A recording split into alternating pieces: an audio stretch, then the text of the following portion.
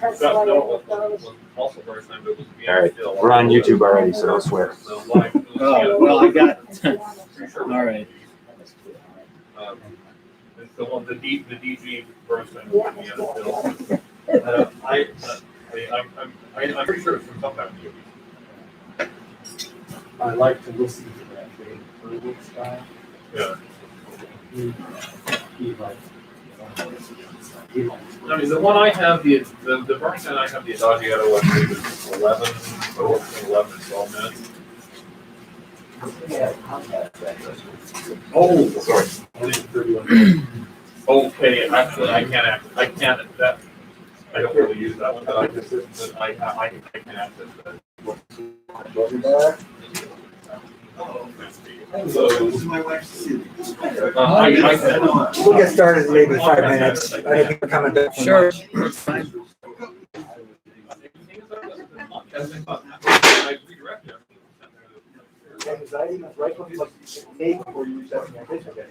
Well, I can access that Comcast link on my computer. See if those ones. And this one you sent to the account committee? Yep.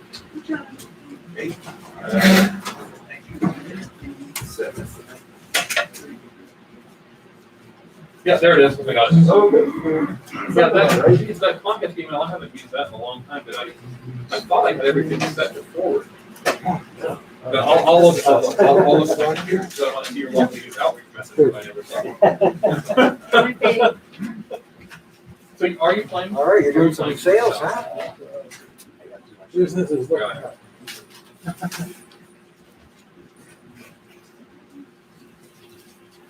Okay. It's time, I think. Wait about 5 more minutes. I know there's people that will come back. Yes. This room is set up so that the speaker is right in front of the screen. It's really hard to read what you have on the screen. I'll move If you over. could move Yeah. over now, then it would be Yeah, very nice. yeah. Thank you. Yep.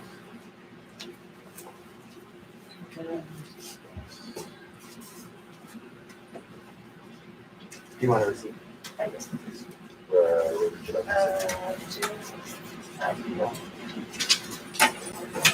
We'll look at that. Looks like. Next. What's that? You know, gotta leave room to grow, too. Especially this.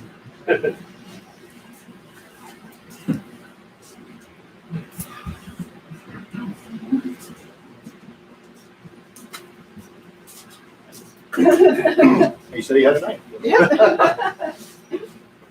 Why not? How much is one? $7.50. Yeah. Give it away. Sorry. I can sign there too. Let's just virtual-based play. I know Steps. pretty much. Outside the loading dock. You want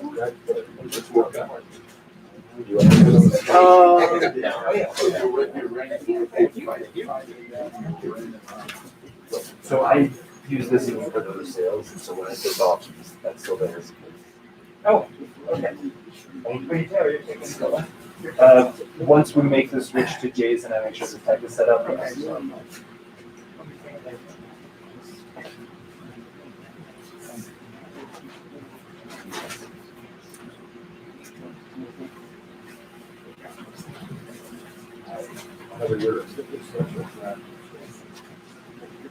right, we'll begin in just a couple minutes, but before we do,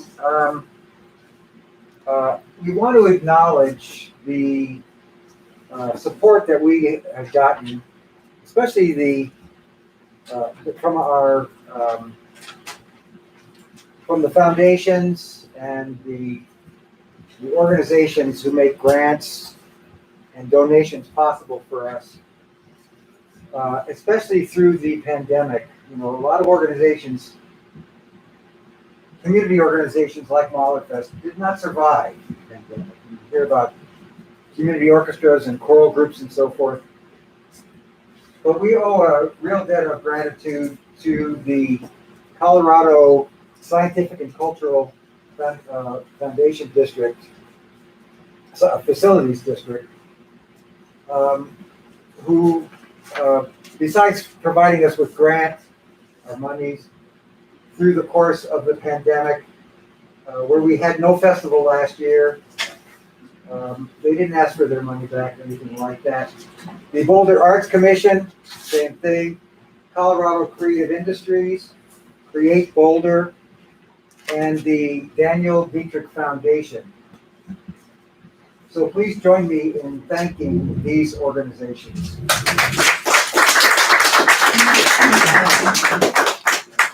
They help make this possible, as do you, as our cherished audience. So we heard Philip Sawyer talking about what goes on in his mind as he's thinking about creating a symphony, and he's composing it and so forth. I think we all wonder about what are some of the things that go into it. It isn't just this abstract string of melodies. There's something going on, and I think that's a question I've always had. And our next speaker, David Rahbee, who is currently the artist in residence at the University of Washington School of Music. I think he's going to talk to us about just some of those things. David. Thanks very much. It's a pleasure to be here to talk about something that I've been busy with for a long time. The direct influence of Mahler's musical ideas on the symphonies of Mahler, how his activity as a conductor influenced the symphonies. So before I delve into this topic, I just would like to preface it by saying that none of what I'm about to say today is intending to make Mahler seem like he stole music of other people or that he was copying other people. What I'd like to do is to highlight some very unusual similarities, or perhaps quotations of composers' works that he was busy conducting around the time that he was composing the specific piece we'll talk about.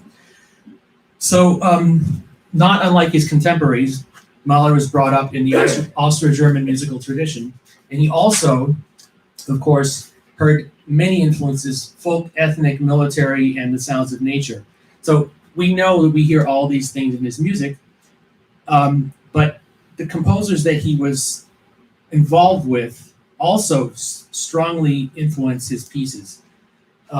It's impossible to say whether Mahler's doing it intentionally or not. Sometimes, as we heard the other day, if you were at the film presentation on the First Symphony, there's a quotation from Donizetti in the First Symphony. That's an obvious quotation, but some of the ones I'll talk about today may not be as obvious. So a couple of other things to say in preface. Mahler was, of course, a full-time operatic and orchestral conductor from September to June, providing him with the financial support needed to take the time to compose. So he mainly did the composition from mid-June to mid-August, and he never composed during the opera season, especially in his first couple of opera gigs. He was quite busy, but he just got more and more and more busy when he moved up in the world and got into bigger houses. So once he was free of the hustle and bustle, he found the isolation he needed to concentrate on composition. So if you can imagine someone conducting, and I'll let you know here some numbers. In total, he led 2,025 opera performances. He didn't even live to be 51 years old. He conducted 123 different operas, but no full ballets, by 79 different composers, and 324 concerts of either orchestral or choral works, and sometimes also as an accompanist on the piano. So during his first season at the Vienna Hofoper, 62 different works were played, and 143 were performed during his 10-year stint as director. And of the 33 works that were introduced to the opera while he was there, he conducted 25 of them.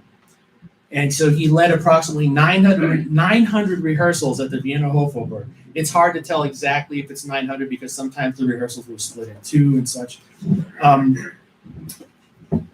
So he was very busy with music. There was a lot of music in his head at any given time. Before I jump in, I'll paraphrase it. Mahler once was asked about influences by other composers on his music because there were some people that said, hey, that sounds a lot like blah, blah, blah.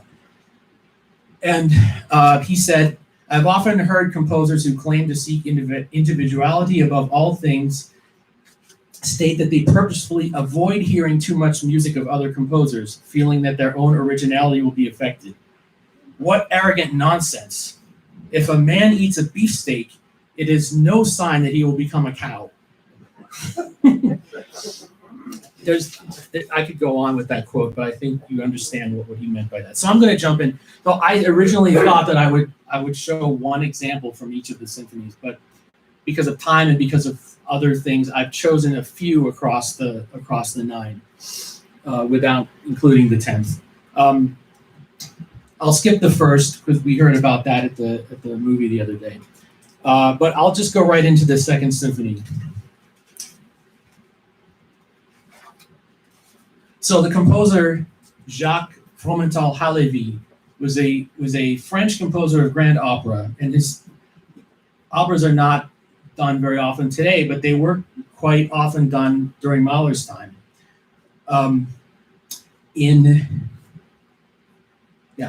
So Mahler conducted La Juive, which was an opera by Halévy, on September 21st, 1889. And he was in Budapest, and he left Budapest for Iglau the next morning because his mother was dying and he had a telegram, and so this was a very emotional time for him. Lagrange states that for Mahler, La Juive was an opera that he held a particular fondness. Julian Johnson says that, quotes Mahler as saying, I'm utterly fascinated with this wonderful, magnificent work and rank it among the greatest ever created. And it's curious because when Mahler conducted his own first symphony in Budapest, the night before he had conducted a performance of La Juive. So this music was in his mind when he was preparing to compose the Second Symphony. There's a very curious part towards the end of the symphony and towards the end of the opera, almost in a parallel spot. So I'm going to play first the part in the Mahler Second Symphony, which you all recognize. I have it up on the board, but it's a little too small, but I think you will all hear it.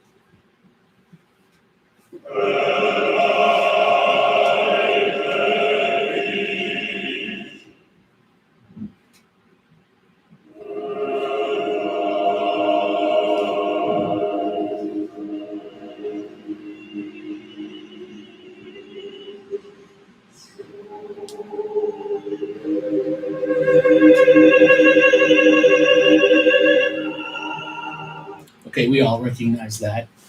It's the Bereite die. So he used Klopstock, but he also used his own text, and those words are his own. Prepare yourself to live. Now, there's a spot in the La Juive which is very, very, very similar. So I'm going to see if this is a little. It's hard to see. I'm sorry that it's so small, but this is an excerpt from the choir singing. But you'll hear it. So here I'm going to play the excerpt from La Juive.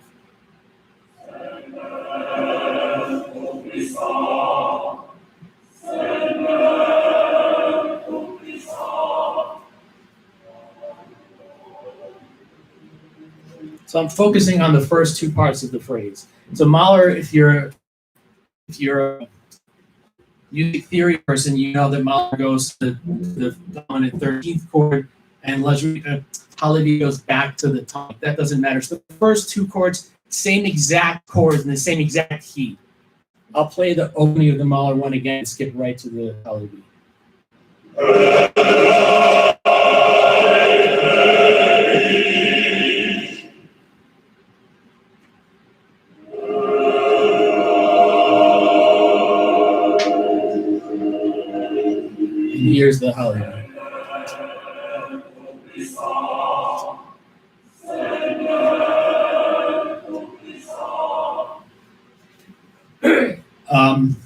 Mahler takes that chord progression, the same exact range and notes, and does something much more interesting with it than Rahbee did. But you can tell that he had this music in his ear. And it's hard to tell whether he did that on purpose, because we know that he was feeling very emotional at loss at this time, and whether it had to do with the telegram of his mother's illness or not, that's speculation. But I'm quite sure that if Mahler had not conducted this piece, that the Second Symphony would not have that in it. Okay, so in the interest of time, I'm going to move to the next example. Skipping over to the Third Symphony. The Austro-Hungarian composer, Karl Goldmark, who we've all heard of, but not many of us know his music, was born before Mahler, quite long before Mahler, in 1830. And then he died in 1915, so he died after Mahler. So Mahler's life was right in between. He was described 12 years after his death as the very spirit and soul of Vienna, personifying pre-revolutionary Vienna in process of changing from the mere seat of the monarchy to a modern metropolis. He was one of the leading figures in Vienna's musical life, along with Brahms. The successful premiere of his opera Die Königin von Saba, The Queen of Sheba, in 1875 this opera was very popular. It was performed every year, many, many times. Today we don't hear it very often. We hear his violin concerto sometimes, and maybe a couple of overtures. So Goldmark was already 30 when Mahler was born. I'll skip a couple of things here. And Mahler at the conservatory in 1881, Goldmark served on the jury of the Beethoven Composition Prize. And that's when Mahler submitted Das Klagenlied, and it, of course, didn't make an impression on the jury. But Goldmark was made aware of Mahler's compositional aspirations at that point because he was on the jury. And he is quoted as saying by Jens Malte Fischer that that Goldmark wanted to keep an eye on Mahler's career. So this is a very important thing to understand because Mahler may have known that. So when Mahler was 24 years old, and it's the over, and then let's see, Mahler moved on to Budapest, and Goldmark was interested because Goldmark was also Hungarian, so he was keeping an eye on Mahler. And then when Mahler went to Hamburg, he was still watching Mahler's career. So when he was in Hamburg, Mahler decided to do a production of Goldmark's opera Das Heimchen am Herd, The Cricket on the Hearth. So in 1896, he put that into the repertoire. It was done very often there. Now what happened was that Mahler knew that there was going to be some changes. He had his eye on Vienna already, and he knew that Goldmark was an important person in Vienna. Whether that played a part in him inviting Goldmark to Hamburg or not, you can speculate. But he invited Goldmark and he said, I'm going to do your opera there. We're going to rehearse it. You can stay with me. We'll talk about it, blah, blah, blah. He gave a lot of attention to this opera. I speculate some of it was for the purposes of networking, and because he knew that if he impressed Goldmark enough, he'd have a better chance of getting the Vienna job when it came open. So in Hamburg, not only was it the new production of The Cricket on the Hearth, but the Queen of Sheba, which was well known in all opera houses, was also done there. And in 1892, so this is before the Third Symphony had been finished, and it's clear that Mahler had been aware of this through the following examples. So first I'm going to play you this part from the third movement of Mahler's Third Symphony. I'll play it one more time. What I'm focused on is the violin line, the very soft. Can you guys hear it? Yeah. Okay. So there's a passage in the ballet music to the Queen of Sheba, which is quite similar. Different dynamic, but it's... I'll play this one again. Go back to the...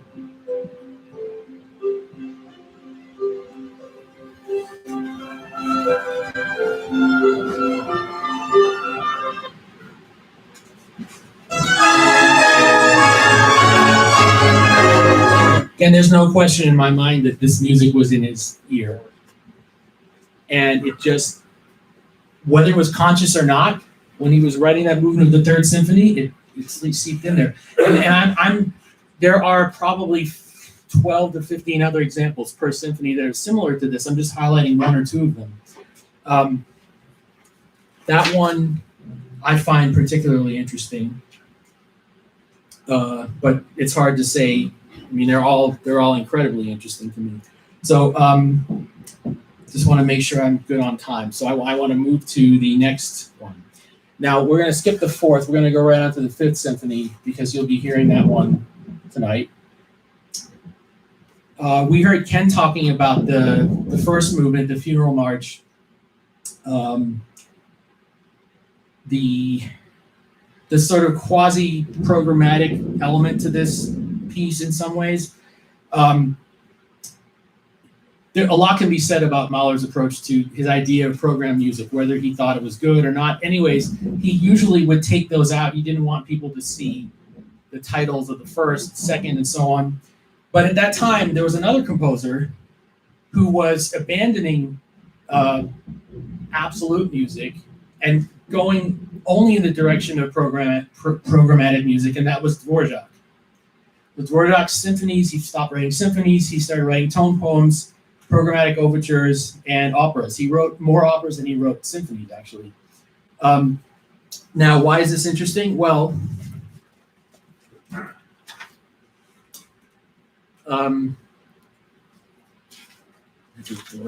yes.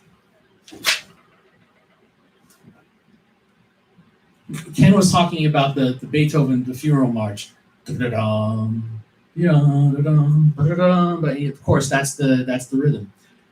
There is a funeral march, and it worked by Dvorak, that was conducted by Mahler in 1900. It's called the Wild Dove or the Wood Dove. And it's a tone poem, and the opening is a funeral march section. And I'd like to play for you first. Well, you'll hear, you know this already, but this is the part of the Mahler that I'm going to focus on.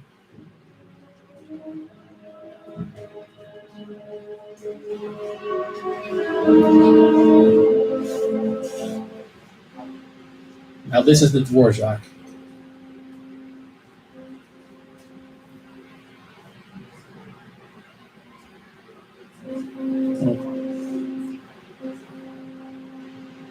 Tried to start right from the melody, but here.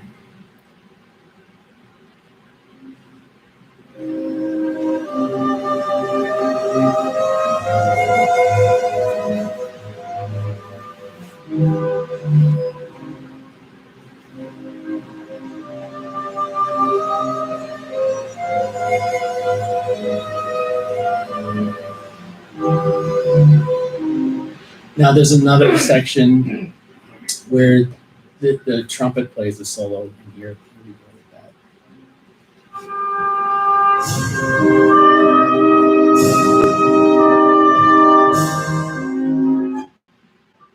And I've written up here, I've drawn up I hope you can see that. The Mahler is at the top, and then the Dvorak are the second and third lines, and then I superimpose them to show how the contour is almost the same. A C minor for a funeral march is Mahler decides C sharp minor. You've got to do something a little different. But basically, I strongly believe that if Mahler had not been involved with Dvorak's Wood Dove, and he knew Dvorak, and he said, "What do you have? What can I premiere down here in Vienna?" And he gave him 2 tone poems, and Dvorak decided to do this one.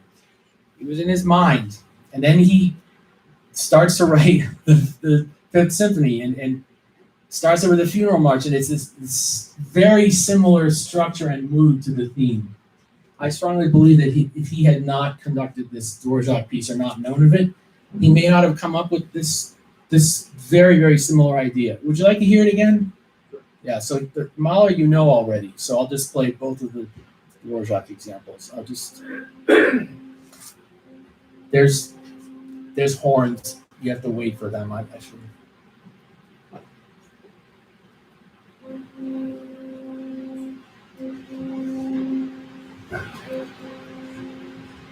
Okay.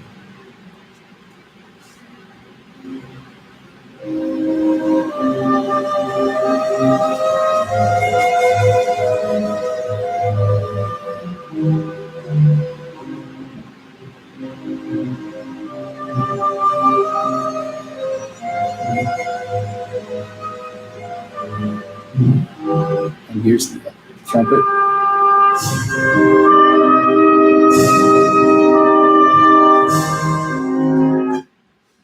Very similar. Not exactly, but very similar. Okay, let's move on. The Sixth Symphony.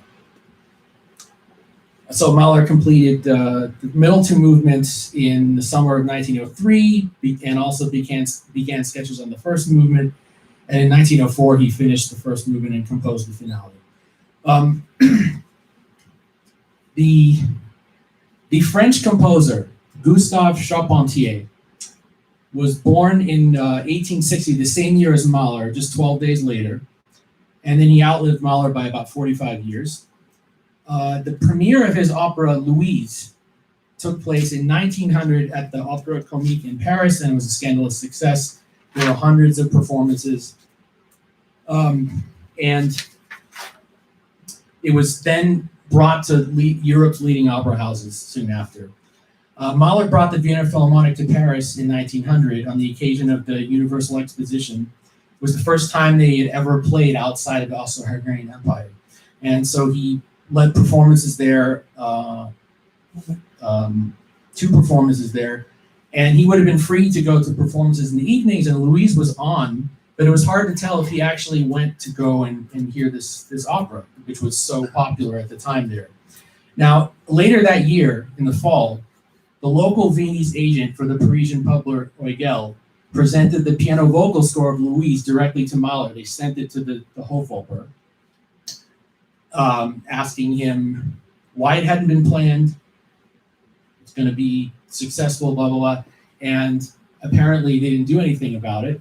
So Gustave Charpentier took it upon himself to write a letter directly to Mahler, although it doesn't say, I don't have it here. I thought I had put it in here. There's a letter which I found because I went to research all. They carefully stamp every piece of paper that comes into the to the opera, and I went through some boxes and I found a letter directly from Gustave Charpentier. It doesn't say "Dear Mahler," it just says "Dear Sir," and it says, "My opera Louise is being done all over Europe. Is there a reason why you're not doing it in Vienna? I think your audiences would love it, blah, blah, blah, blah, blah." Well, a little bit later that year, we found that the Hofoper bought the rights to do the piece. So someone decided at some point, whether it was Mahler or the director, or someone below him pushed him to do it. They programmed it.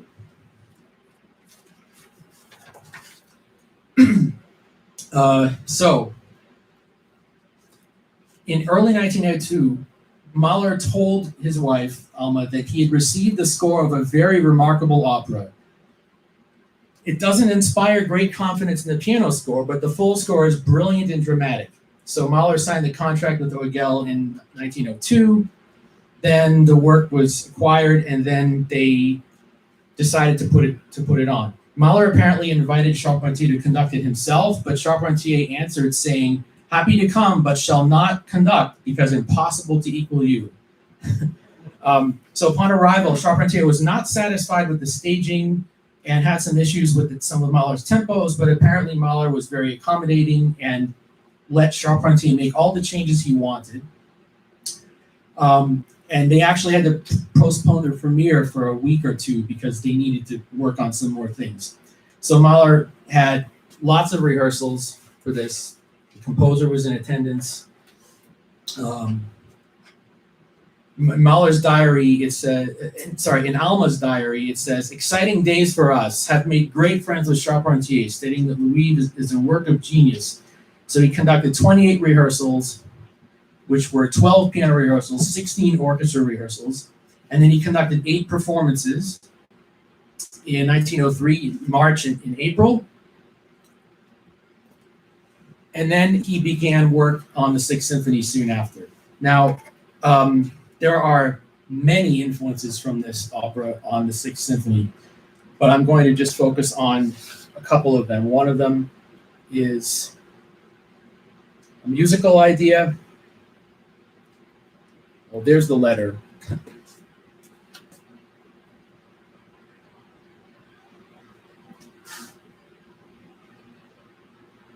Okay. This is from the finale of Mahler 6. It's a very short excerpt, but you'll all recognize it if you know Mahler. Everyone remember that in the first movement, last movement of the Sixth Symphony? Well, listen to this excerpt from Louise. It's a clarinet. It's the same, almost exactly the same pitches. Definitely the last pitch is the same. It's an octave higher, but this was definitely in his ear. I'll play the Mahler again and then the Louise.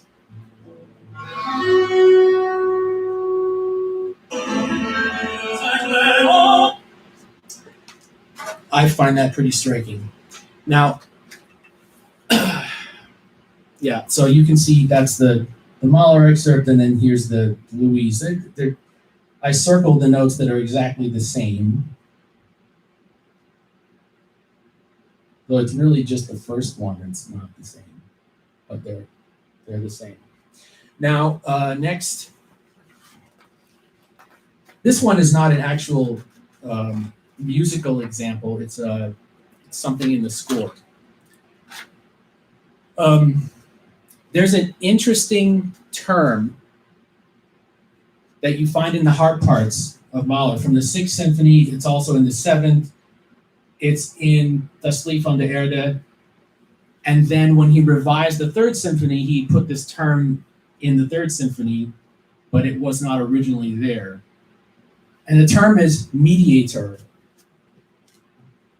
M-E-D-I-A-T-O-R. It's one word that's sometimes written over the harp part. Norman Del Mar writes, quote, in his instrumentation book, writes, quote, "The explanation of this term cannot be found in any instrumentation book." He discusses Mahler's use of the French indication près de la table, which means to play close to the soundboard. But he doesn't address this word. He also refers mediator as a specifically Mahlerian harp term, little understood. Well, when I was looking at the opera Louise by Charpentier, I looked at all the parts, and I was looking in the harp part, and guess what I found? It says in small letters, "Jouant avec un médiator du mandolin," which means play this with the mandolin pick. So Mahler just took the word mediator out of there, and I guess because he had just been conducting this and kind of liked the idea of the harp having a clearer sound with the mandolin pick for a specific passage, that he would do the same thing in the Sixth Symphony. And he did, and then he did it again in the Seventh.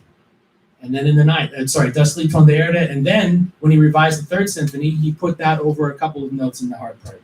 Now, whether you can tell the difference or not on a modern recording. It just depends on where the mics are, really, because it just makes the harp sound a little clearer if you use a pick rather than your fingers. But the other interesting thing about this is that Alban Berg was at the premiere of Louise in Vienna. And as we know, that Berg's 3 pieces for orchestra were strongly influenced by Mahler's Sixth Symphony. And in Berg's 3 pieces for orchestra, guess what he writes over the harp? Mediator. It's the only other place we found it until this week, when we were looking at the Schulhoff piece that was played last night, and guess who was a student of Berg and had this direct line and decided he would use that word over the harp part. It's the only other place I had seen it. We came full circle with that harp term. It was very interesting. Good. So a couple of other things about the instrumentation on this. Yeah. The celesta. Everyone loves the sound of the celesta. Mahler loved the sound of the celesta. First time he wrote for it was in the Sixth Symphony. He actually, the summer before, in one of his songs, there's also a celesta part, but it's very, very minimal. But in the Sixth Symphony, it's a big part. It's in all but the second movement, the scherzo movement. And it's curious because no other symphony had a celesta in it by anybody. If someone's watching or listening and knows of a symphony before Mahler's Sixth that has a celesta in it, I want to know what it is. Now, the Nutcracker by Tchaikovsky was from 1892, but you have to remember it was not well known. Nobody did it. It was not famous till many years later. It was the huge celesta part in Charpentier's Louise that interested Mahler in this instrument. And that's why he gave it a huge part in the Sixth Symphony. And I could go into details, but for the premiere of the Sixth Symphony in Essen, he wrote ahead and said, you need to order the celesta from this company, and you need to order 2 of them, because it needs to be doubled. And it was very, very important to him. He requested it to be doubled. The Dutch conductor who was doing it with his orchestra from Utrecht, they didn't have one, so they had to order it.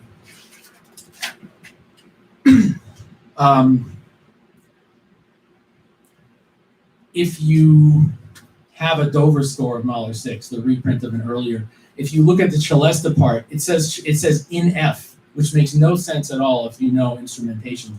And Delmar, in his instrumentation, I don't know if it was in the book or in an article, but he said that he thought that meant that it should be doubled. Actually, it meant that you needed to have the model that went from F to F, because they were building these different instruments that some had 4 octaves and some had 5, and you needed to have the 5-octave one to play the part that he wrote because it went too low for the 4-octave version. So that was an interesting little take. Regarding Mahler's score of Louise,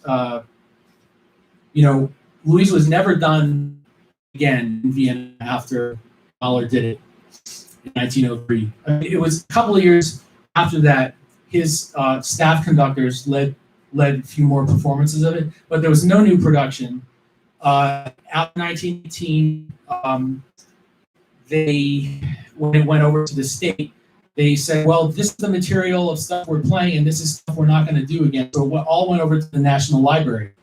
And that's where I went to find the orchestra parts. But no one has the score. The score is missing. It's not in the Staatsoper Library. It's not in the National Archive.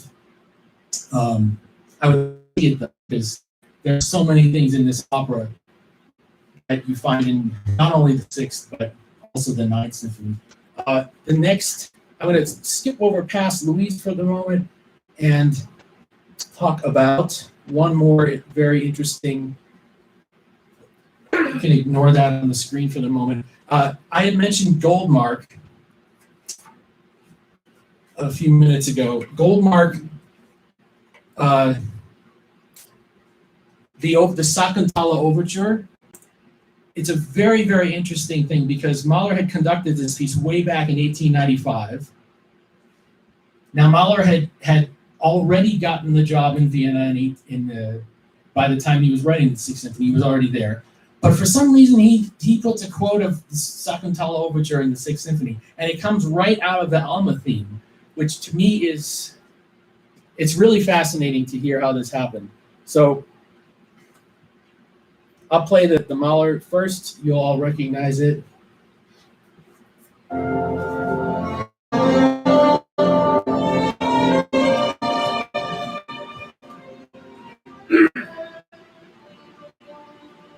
We know that's the Alma theme in the closing part of the end of the first movement. Well, here's what Goldmark wrote in his Sakuntala Overture.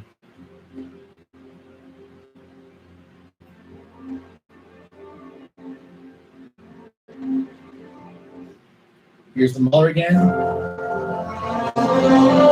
Here's the Goldmark.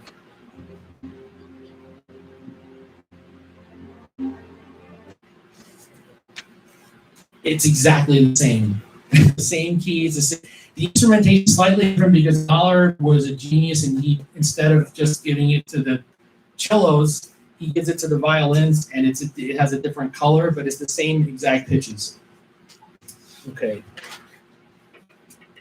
Time. Let me make sure I get to all this good stuff. Okay. All right, I'm going to go back actually because we will have time to do this one. Yeah. Okay, so in the last minute of the Mahler Fifth that you're going to hear tonight, I'm going to play this excerpt from the last movement, and I'll talk about it after you hear it.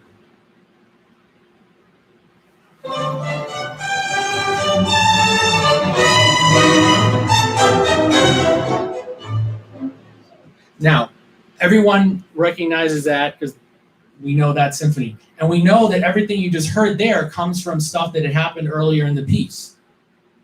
Well, now you're going to hear, first I have to tell you about it. I'm getting ahead of myself because it's so exciting.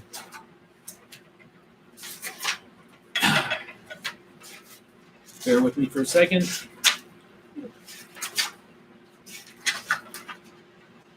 Yes. October of 1902. Vienna, Mahler was preparing to conduct a newly staged production of Meyerbeer's The Huguenots in Vienna. He had already done the piece in Olmütz and in Leipzig 7 or 8 times, but he did a new production in Vienna. It didn't stay in the repertoire for very long, so that was the fall of 1902. As we know, Mahler composed the Fifth Symphony in 1901 and finished it mostly in the summer in 1902. So there were months where he was preparing for the next season. So what you're going to hear now is part of a little excerpt from the fourth act of The Huguenots, and listen to the tenor.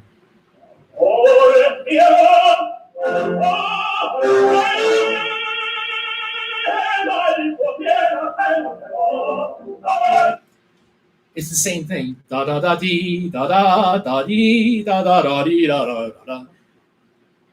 How that could have happened, I don't know, because it's Mahler's building that passage off of stuff that he already composed in the symphony, and suddenly it's just like the Meyerbeer. I find that incredibly fascinating. You know, if it was completely out of the blue, I'd say maybe not.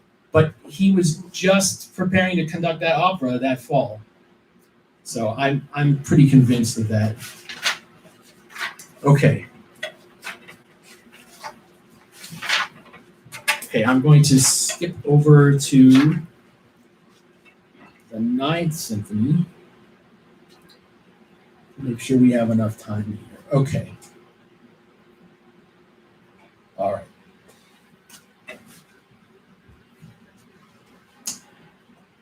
So Mahler, of course, moved to New York.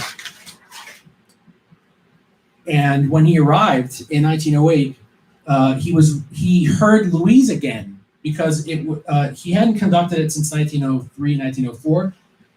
It was being done in New York. Now, the Penguin Opera Guide says that Mahler conducted Louise in New York. That's not true.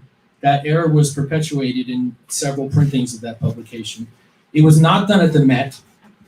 It was not done at the Philharmonic or anything. It was done at the rival house, the Oscar Hammerstein's Manhattan Opera House. It was the rival theater of the Metropolitan. And according to Lagrange, Mahler went to hear performances just after he arrived. I wonder if his being at this performance rekindled his love for this opera because of what you're about to hear. So I'm going to play the opening. In the beginning of the ninth, of course, all know how it begins. But there's this little second horn solo.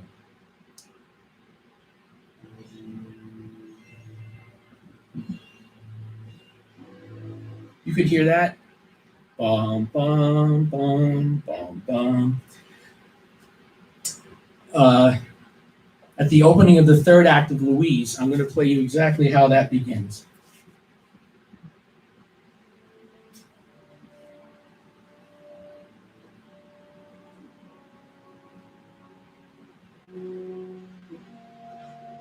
The last note is a half step different, but it's the exact same instrument, exact same pitches. I mean, there has to be a reason why he did that. I don't know what it is, but we know that he loved this opera. He just heard it again, and then he writes the Ninth Symphony, and he apparently put that horn solo in after the fact. I have to study that a little more closely, but it's very, very interesting. Now, this opening of the third act of Louise, that's what you're seeing there is the Mahler example, and here's how it looks in Louise. He just repeats that pitch, and then the last one is a half step lower. But it's the same. Mahler writes for the second horn. Charpentier the first horn. Now, this is probably too small to read, but I want to explain this. Now, the opening section of the Mahler Ninth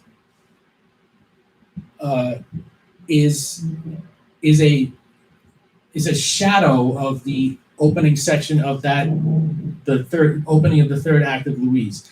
And that's in the phrase structure and the instrumentation and sort of the mood. So I'll play the opening of the first 20 some bars of the Mahler so you get in your ear again, and then I'll play the opening of Louise.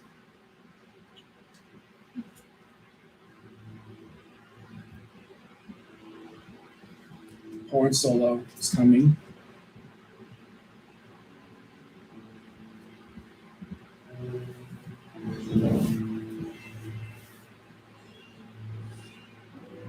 So he stated the ideas, and now comes the first phrase.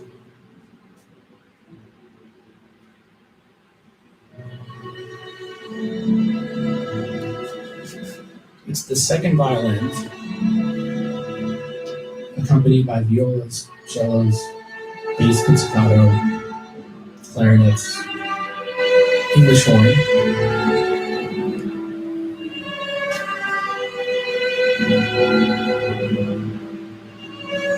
First violins haven't played yet.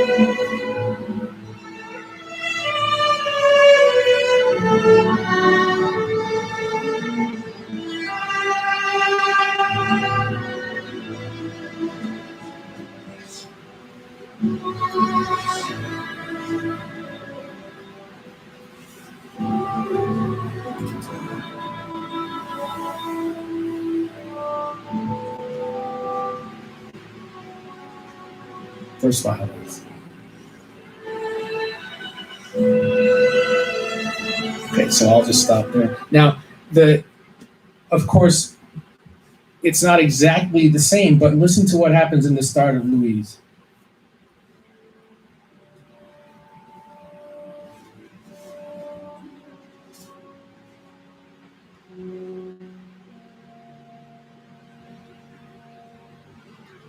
first phrase, second violins, accompanied by almost the same accompaniment.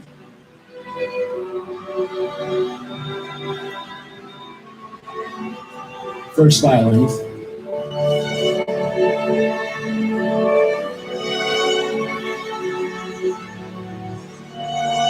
It's actually a template that Mahler used.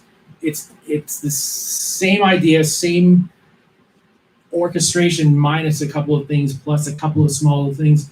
Of course, what Mahler's doing is heavenly compared to what Charpentier did, but he used it as a model at the beginning of the Ninth Symphony. I really wonder what would have happened if he had not conducted Louise. And that leads me to the last little thing I'll play for you, which is part of an interview with Alma that many of you probably heard, but in this context, it might mean something new to you. It's short.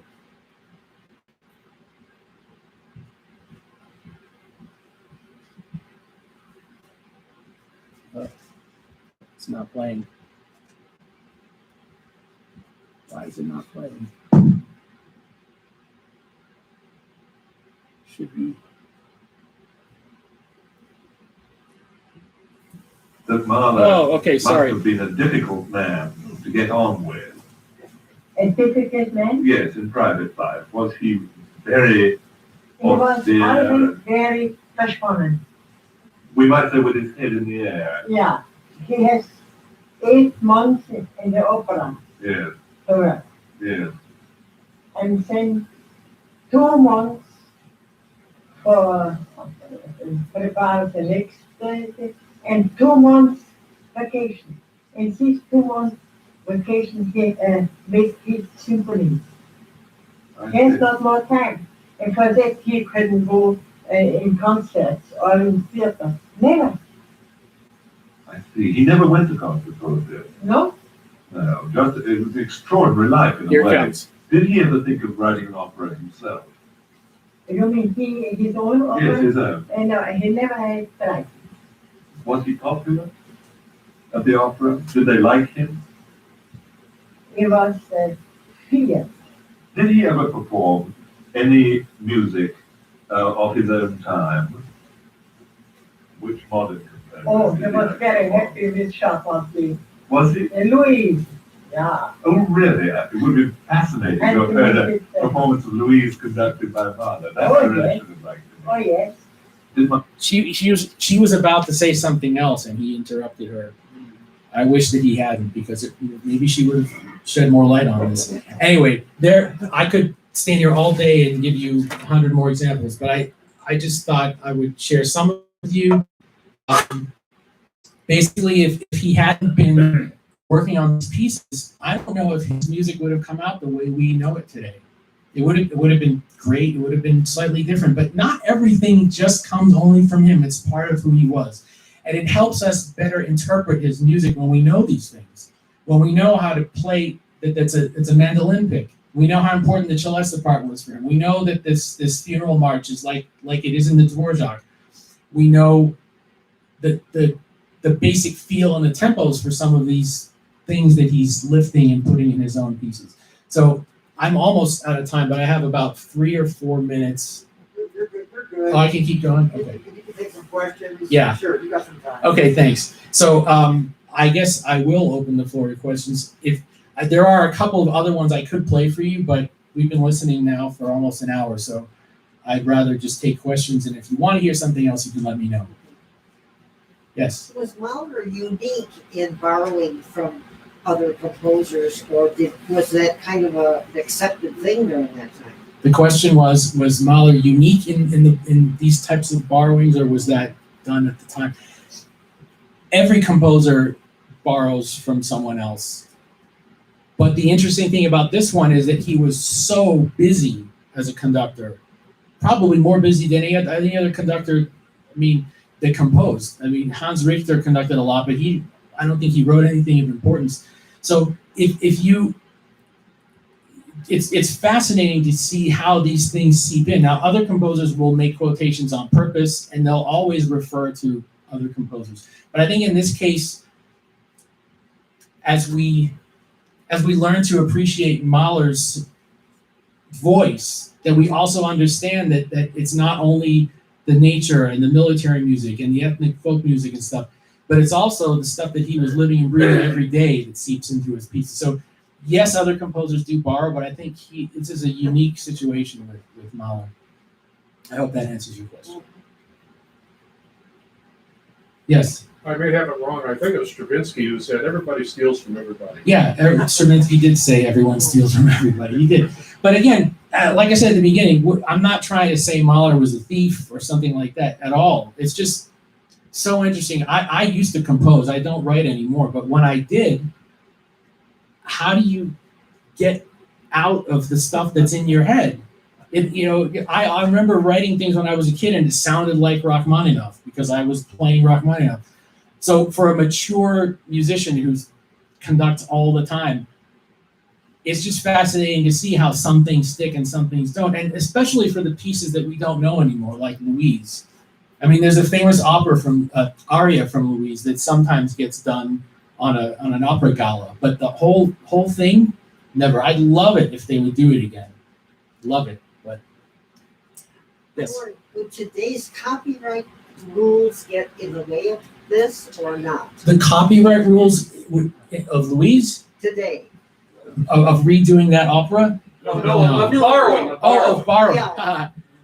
You mean if someone were to do that today? Composers today, yes. Well, it could be. Well, let me give you an example. Yes.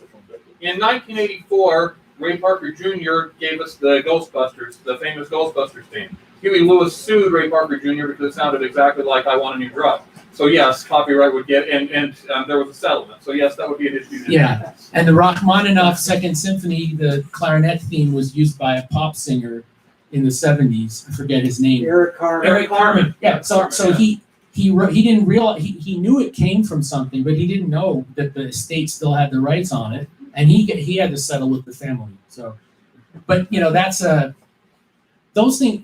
Something that's really obvious like that, someone can tell. If you sat down and listened to Louise and then Mahler Ninth, I don't think most people would have put those two, would have noticed. Anyone else?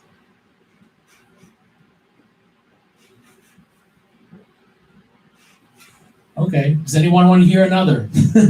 I've got plenty. There's some from Yeah, the I think we've got There's time one. for a There's couple. one from the 8th. There's one from the 8th. We'll do that one. Did I write? Did I make the? Yeah. Well, I don't have the printed example, but I have it by listening, and you can hear it. So it's the first movement of the 8th. This is the Mahler part.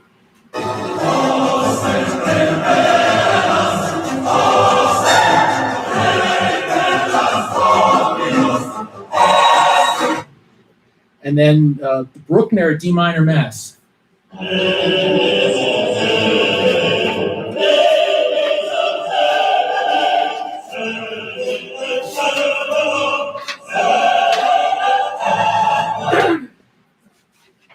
It was said that Mahler purposefully put references to liturgical music in that, but I've not seen anyone actually say, "Hey, that's the Bruckner," and it is. He lifted it right, and he had conducted that mass a long time ago, so it wasn't anything he was doing at that moment. But it's just super interesting and fascinating. It's interesting because there in the first symphony there are a lot of things that sound like other composers, but they aren't really quotes except for that Donizetti one that was mentioned the other day. And then when he starts really getting his own language going and then conducting more, you start to see in the 8th and 9th that there are fewer and fewer of those that pop up. Like there are some here and there, but in general, he starts really going into his own mind. And we all wish that he had lived longer because we would have loved to hear what he would do after that. But the core of where most of these happen are 6th and 7th symphony, from what I've been seeing. The 7th is full of them, including the last movement, which was the 7th done here. a few years ago? Yes. Okay, so it's going to be a while till it comes again. 2016. So it'll be, yeah. In that case, I believe in the last movement, the seventh, that he's doing it on purpose because after 10 years in the opera, he had had enough, and he makes a parody of the opera house. So all of the, if you're walking down the hallway and someone's rehearsing Mozart in here, and someone's doing the Resnicek in here, and somebody's doing Werther in that room, and they're all overlapped. You hear the arpeggios from Werther, the same exact ones in the opera. You hear the Turkish cymbals from the Janissary music from the abduction of the Seraglio, and he's parodying and saying, you know what? I don't need to do this. I have my resignation letter right there in the drawer, and I can pull it right out and sign it. And after that, I mean, there were other reasons why he had to leave or felt like he had to leave, but one of them was also he had enough. All right. I bet you guys have had enough too. So thank you very much. Thank you. I have to say, in addition to being you've got to have an amazing musical memory to be able to hear and remember where you heard that. Yeah, so the thing is, my father used to play recordings of Mahler when I was a kid, like every Saturday morning or Sunday, and it was just like I hadn't studied the music on paper, but I knew how everything went, and my mom figured out I had perfect pitch and all this stuff. So I was hearing all this stuff, and then when I started to study it, and then I was curious about his repertoire, and I started listening to the repertoire and think, wait a minute, that sounds just like that. And so it's a combination of a lot of things. But there are some, Jude Martin has a book called Mahler's Concerts, and it's great because it's not only the concerts but all the operas. So you can see everything that he did is there, and many of those pieces have never been recorded. So taking a piano score, for example, is very hard because if I sit there and play it, I'm not hearing instrumentation, I'm not hearing balance. You have to hear what it sounds like. So like the Cricket on the Hearth by Goldmark, if anyone wants to, fund an opera house to perhaps put that on so we can actually hear what it sounds like, and I'm sure there are some quotes from there too. All right, thank you. Thank you, David.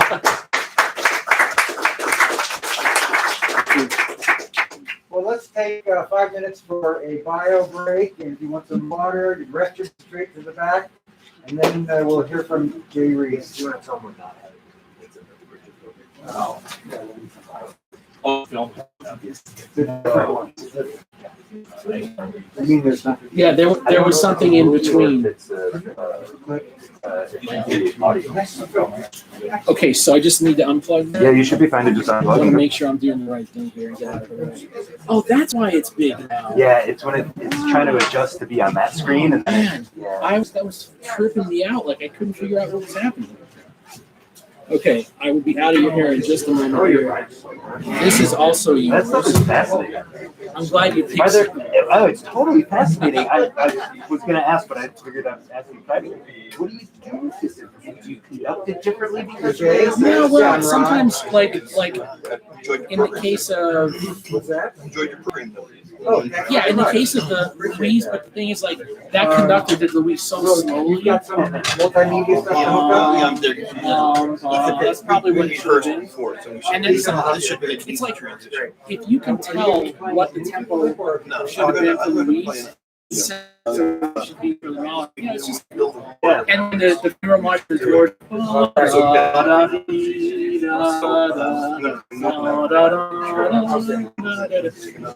It's the feel. Yeah.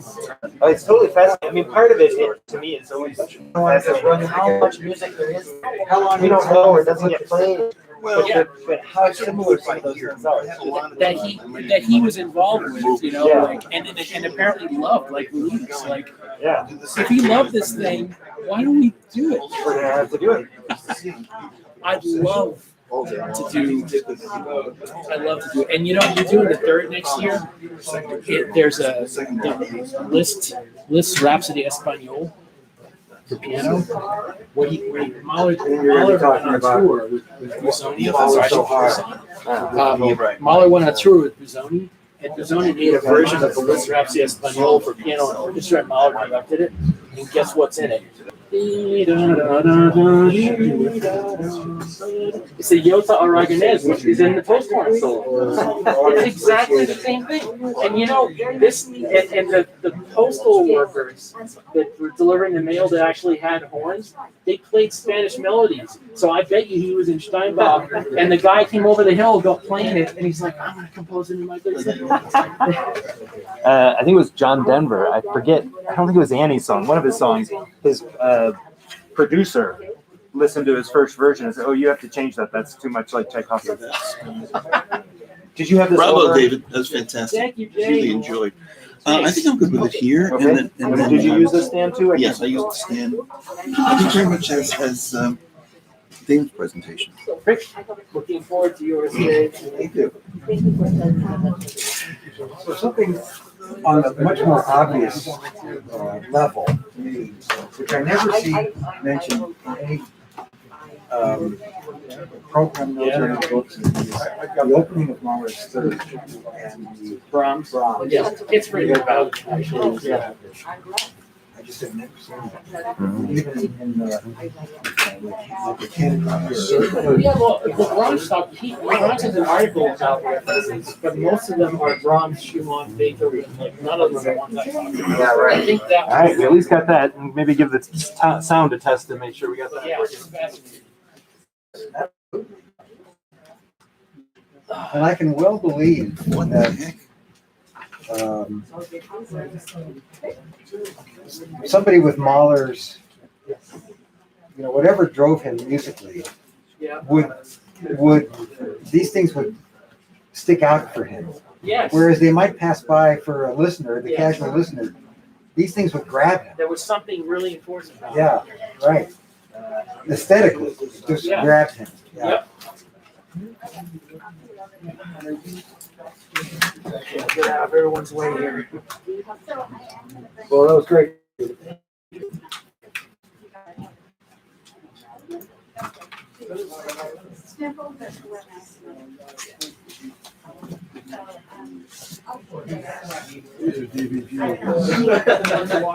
If you're okay with playing it by ear, Kenny's gonna be there. I can. Yes, everything is. Like everyone else. I think I can be there because of the seat. Not necessarily. Thank you so much for supporting us this year.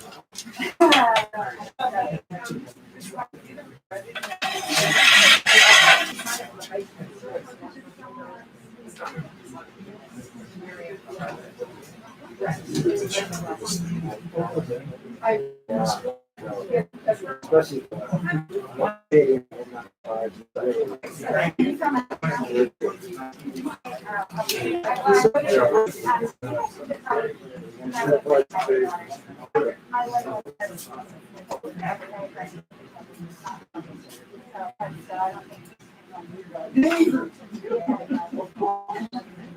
That's all right.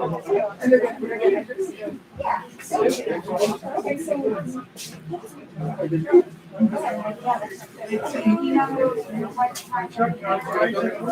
Let's see. Oh, did they give you the password for the Wi-Fi? Yeah, 2115. Okay, I good. want to make sure that I think it's kicking in. Thank you. I'm glad you know it because they gave it to me, but I did not memorize it.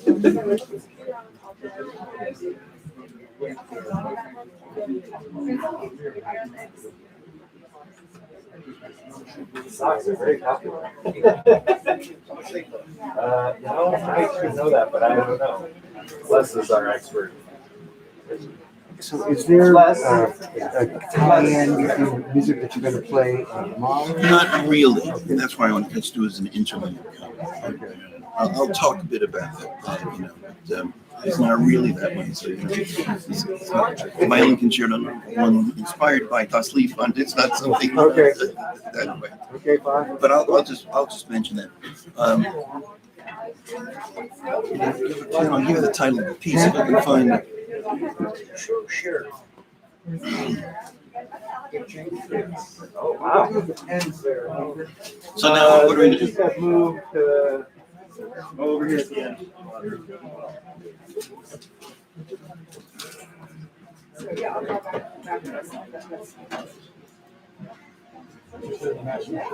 In volume?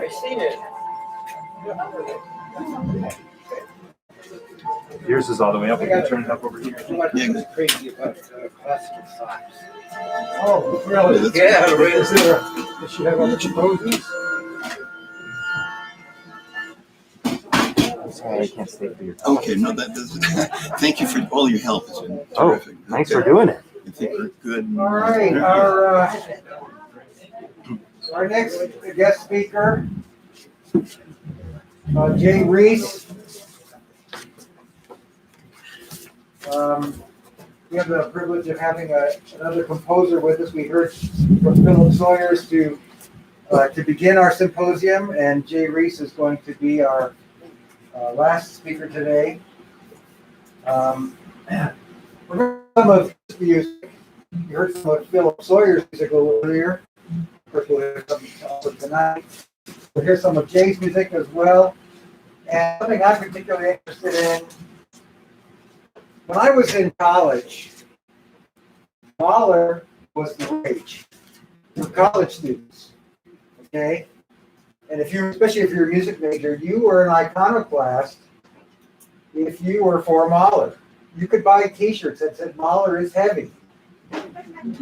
And for a lot of people that meant too heavy. See?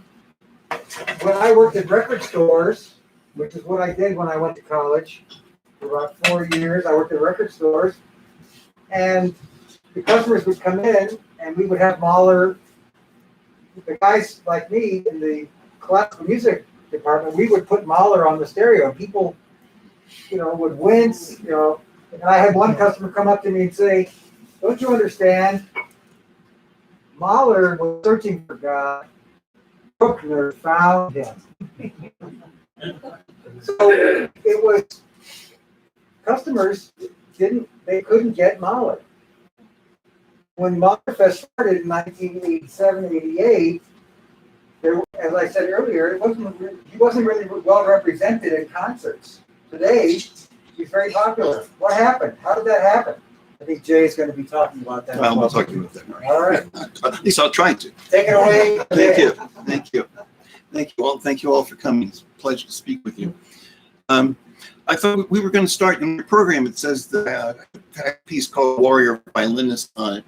And we were going to do that. It was done by the English Symphony Orchestra with Ken conducting. It was broadcast during the pandemic.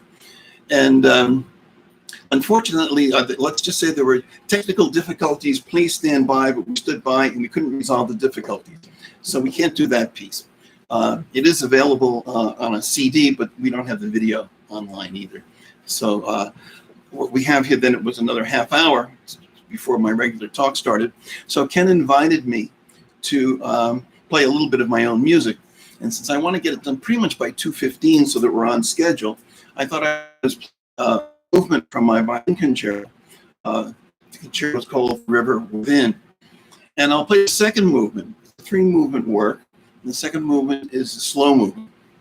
And I thought I would read to you just the very beginning of a quotation that more or less inspired the piece.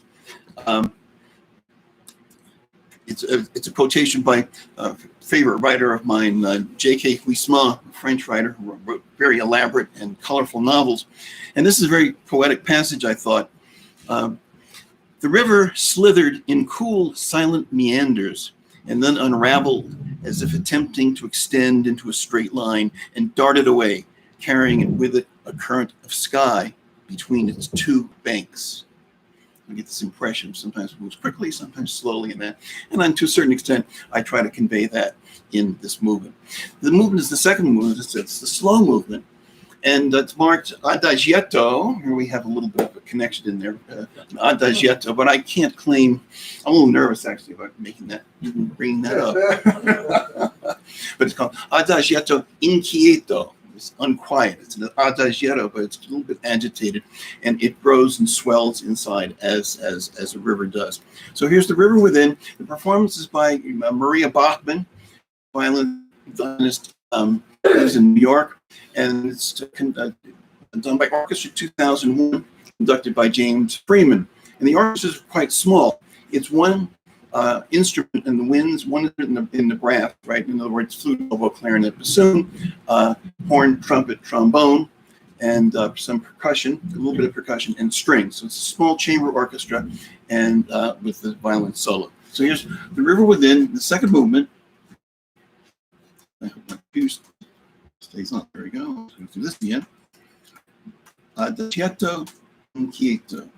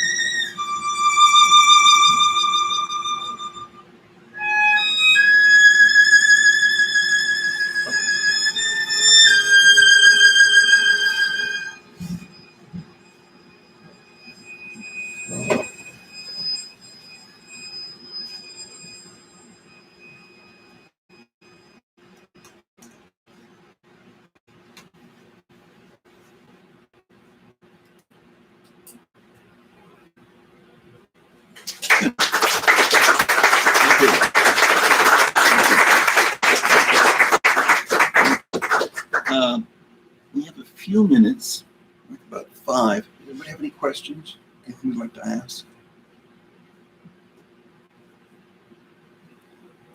Yeah. What concussion was used? What, Oh, I have to remember now. sure did sound like there was a microphone, was there?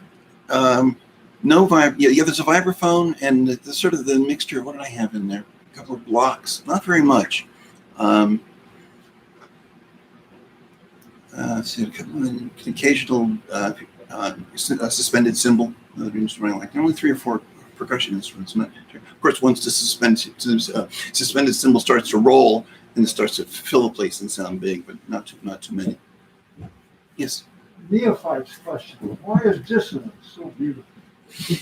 Well, somebody had once said, and I think this may be true, that the entire history of Western music is the history of the dissonance. And very interesting, moving from Middle Ages, where they were using parallel motion of perfect fifths and perfect octaves, which are the perfect consonances, to incorporating major 6 minor thirds, various kinds of leaps in that, to the point of using suspensions, which is a focus on a dissonant note, and then the elaborations of that, various kinds of chromatic harmony, which uses more and more dissonant notes, to the point where Schoenberg said, there's so many dissonances, why are we bothering at all to separate dissonance from consonance? That's where he came up with his idea of atonal music, that has none of them. And that was in about, 1908, 1910, actually during Mahler's lifetime.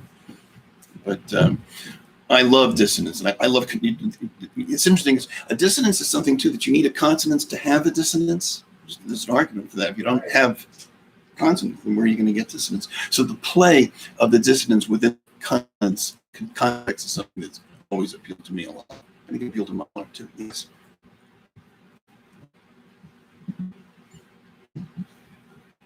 Any others? No?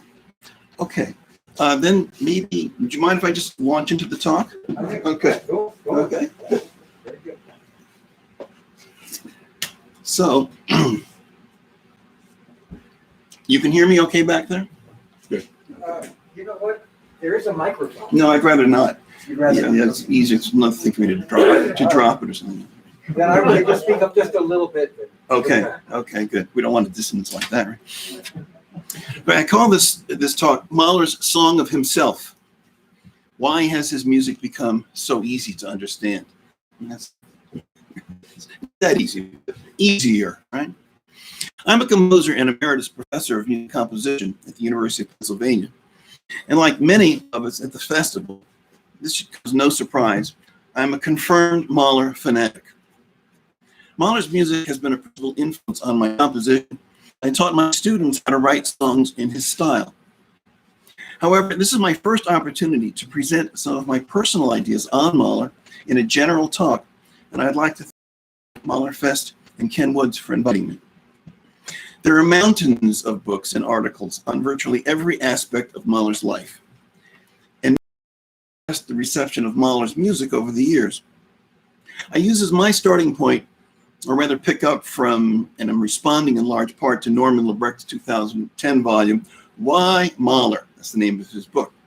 Why Mahler? How One Man and 10 Symphonies Changed Our World. And it's excellent reading. You know, a lot of the Mahler books are terrific because it's almost like a light reading. It's so interesting. You're just sort of buzzing through it in a way that is a great pleasure, as well as learning a tremendous amount of music and of history.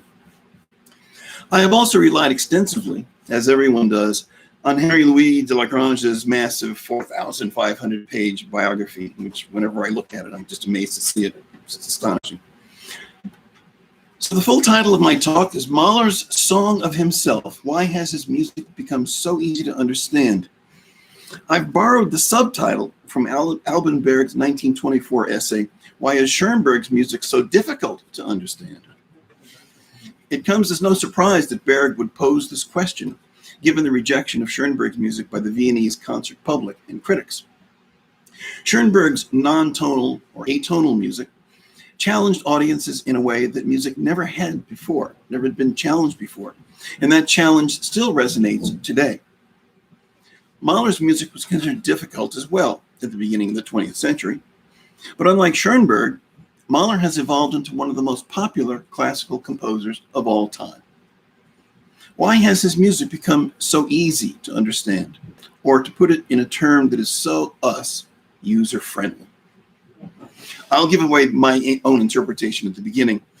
I think that much of it is singable and all of it is emotional. Those are the two themes that I will be coming back to over and over again in this talk.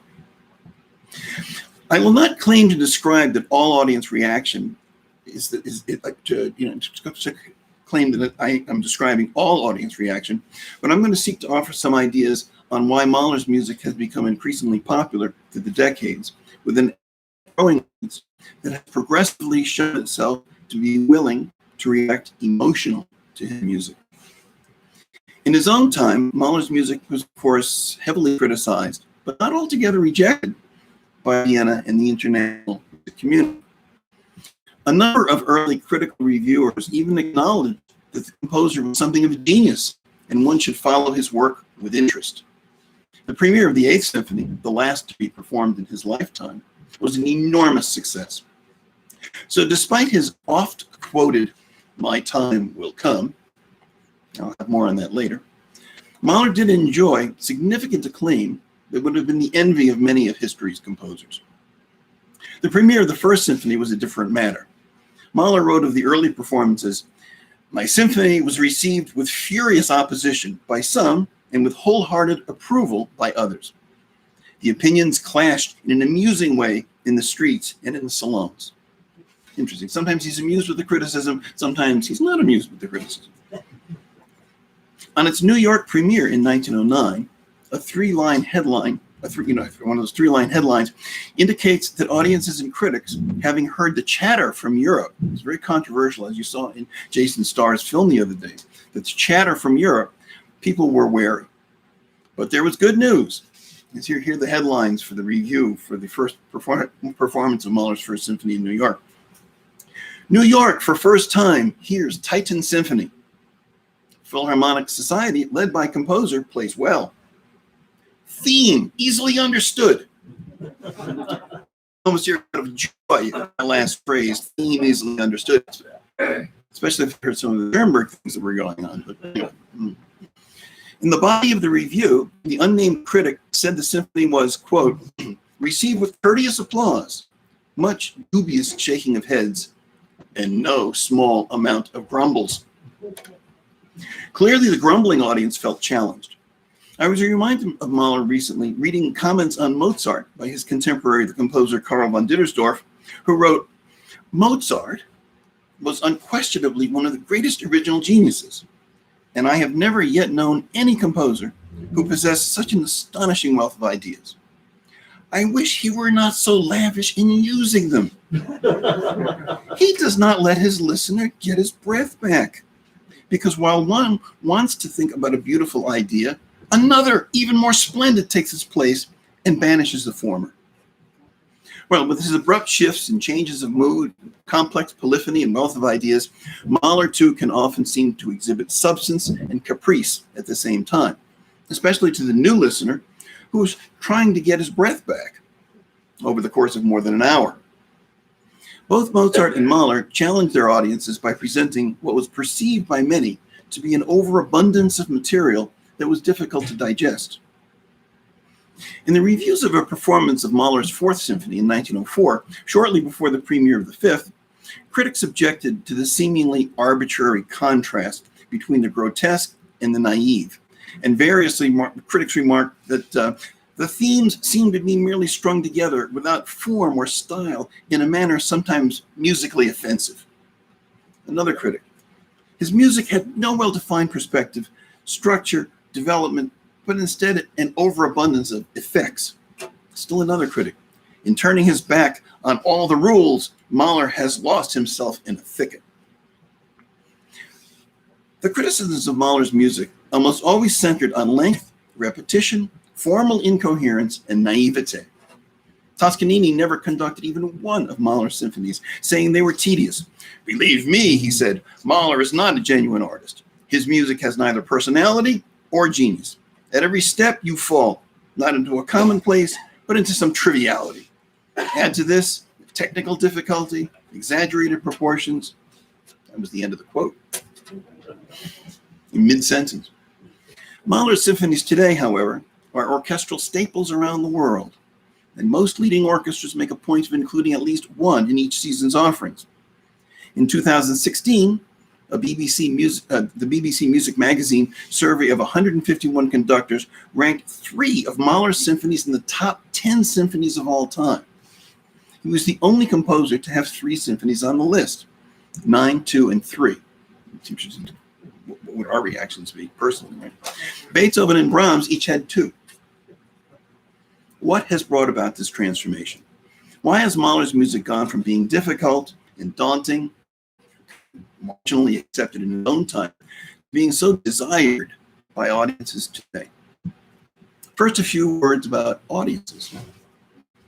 When I taught music theory at Penn, we covered the usual topics in harmony and counterpoint, modulation, and so on, and then proceeded to study and write music in the styles of the great composers. A student once asked, was Mahler thinking of all that theory when he wrote this song? And I'll save my specific response to that for later. But I always felt in class that as I isolated and deciphered every note and accounted formally for every measure and every word of text, that somehow the crux of the music, what it was really all about, where it came from, the emotional connection, was missing. And to me, that was the student's real question. That's kind of a sidebar. I certainly wanted to avoid my students remembering my classes. As Richard Wagner recalled his own theory training, Wagner, in his typical style, said of his instructor, quote, "His teaching and exercises soon filled me with the greatest disgust. As to my mind, it all seemed so dry. For me, music was a spirit, a noble and mystic monster, and any attempt to regulate it seemed to lower it in my eyes. I gathered more instruction about music theory from the fantasy tales of E.T.A. Hoffmann than from my teacher," unquote. Did not want to follow in those footsteps. My students were looking for this spirit that Wagner talks about, or emotion. Clearly, they're looking for that in music. And audiences want emotion in music as well. In fact, that's pretty much why we go to concerts. It's for an emotional experience, or at least. The audience that attended the world premiere of Mahler's Fifth Symphony on October 18, 1904 in Cologne, in the heart of the German Empire, conducted by the composer, was a very different one from either my students or us, who will be listening to tonight's performance. The average concert goer then would have occasion to hear a Mahler symphony only a few times in a lifetime, compared to nowadays with our numerous recordings, YouTube access, and yes, even entire festivals dedicated to presenting Mahler and his music. I'll have to take a moment to turn on the screen here because, of course, it always goes blank when you're in the middle. Let's get this in. Okay, now I have to just find my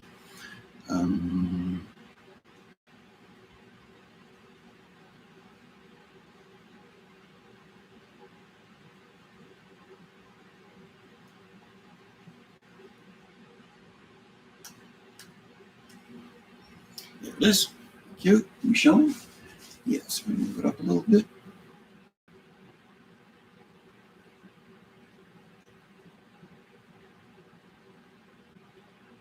Thank you. Always does that. And we're going to full. We're going to full screen here because let me see the bottom. There we go. Okay. Let's follow for a few moments an imaginary concert goer attending the world premiere under the personal direction of the composer, as it says in the second line from the bottom. I'm probably standing in the way here. On the bottom here it says, under the personal direction of the composer. Okay. So this is the original program. It's funny because obviously there's material underneath, but I couldn't find where to get it. I wrote away to various people, but nobody seems to have the bottom part. Although we know that Beethoven and Schubert was done there. I'll get to that in a second. But that's the program that our listeners saw at the premiere. That's when he received in his hand. Gustav Mahler, First Symphony, Fifth Symphony, rather. Okay, so he says it's under the direction of the composer. He or she sits down without a pre-concert talk, right, let alone a day-long symposium, just sits down out of the blue, right, and begins to read the program. One, Gustav Mahler, Fifth Symphony. First piece, number one. The new symphony is the first piece on the program. Works by Schubert and Beethoven followed the intermission, pause. Our listener does not know this, but the symphony is to be the first work on the program because Mahler says he always, quote, he wants the players to have sufficient strength at the end of the piece and not be exhausted from earlier efforts on the program, unquote. So that's why it's first. Mahler also probably had the attention span of his audience in mind, and of course Mahler's symphonies in our own time would generally conclude the program. The designation of a key for the piece is missing as well, which is also noteworthy. Gustav Mahler, Fifth Symphony. This was traditionally a standard feature on the program, and it continues with tonal music to this day. Symphonies are listed, for example, as Mozart Symphony No. 40 in G minor, K550. Mahler, however, proclaimed, apparently only to friends and colleagues, quote, from the order of the movements, where the first movement usually stands, now comes the second. It is difficult to speak of the key for the whole symphony, and to avoid misunderstandings, the key should be omitted. Very confusing. Already it sounds confusing. But nonetheless, we have still another problem regarding Mahler's statement. Where the first movement usually stands, now comes the second. Was there a program for this? Yeah, my screen went out. I know I'm going to fumble with this again. Thank you. Yes, right. Already it sounds rather confusing, but nonetheless, we have still another problem regarding Mahler's statement. Where the first movement usually stands, now comes the second. Now, he told friends this. Okay. Was there a program note explaining that? This oddity. No, because Mahler felt that program notes were a hindrance to appreciating the piece.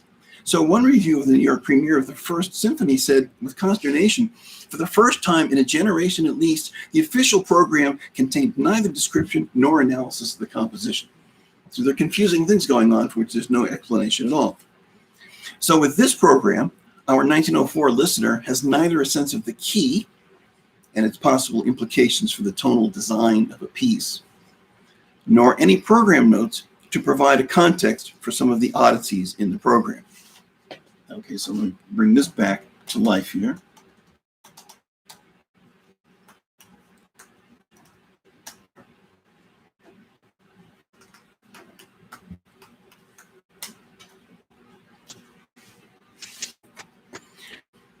A 1904 audience member continues reading. Part one. Part one. Another curiosity.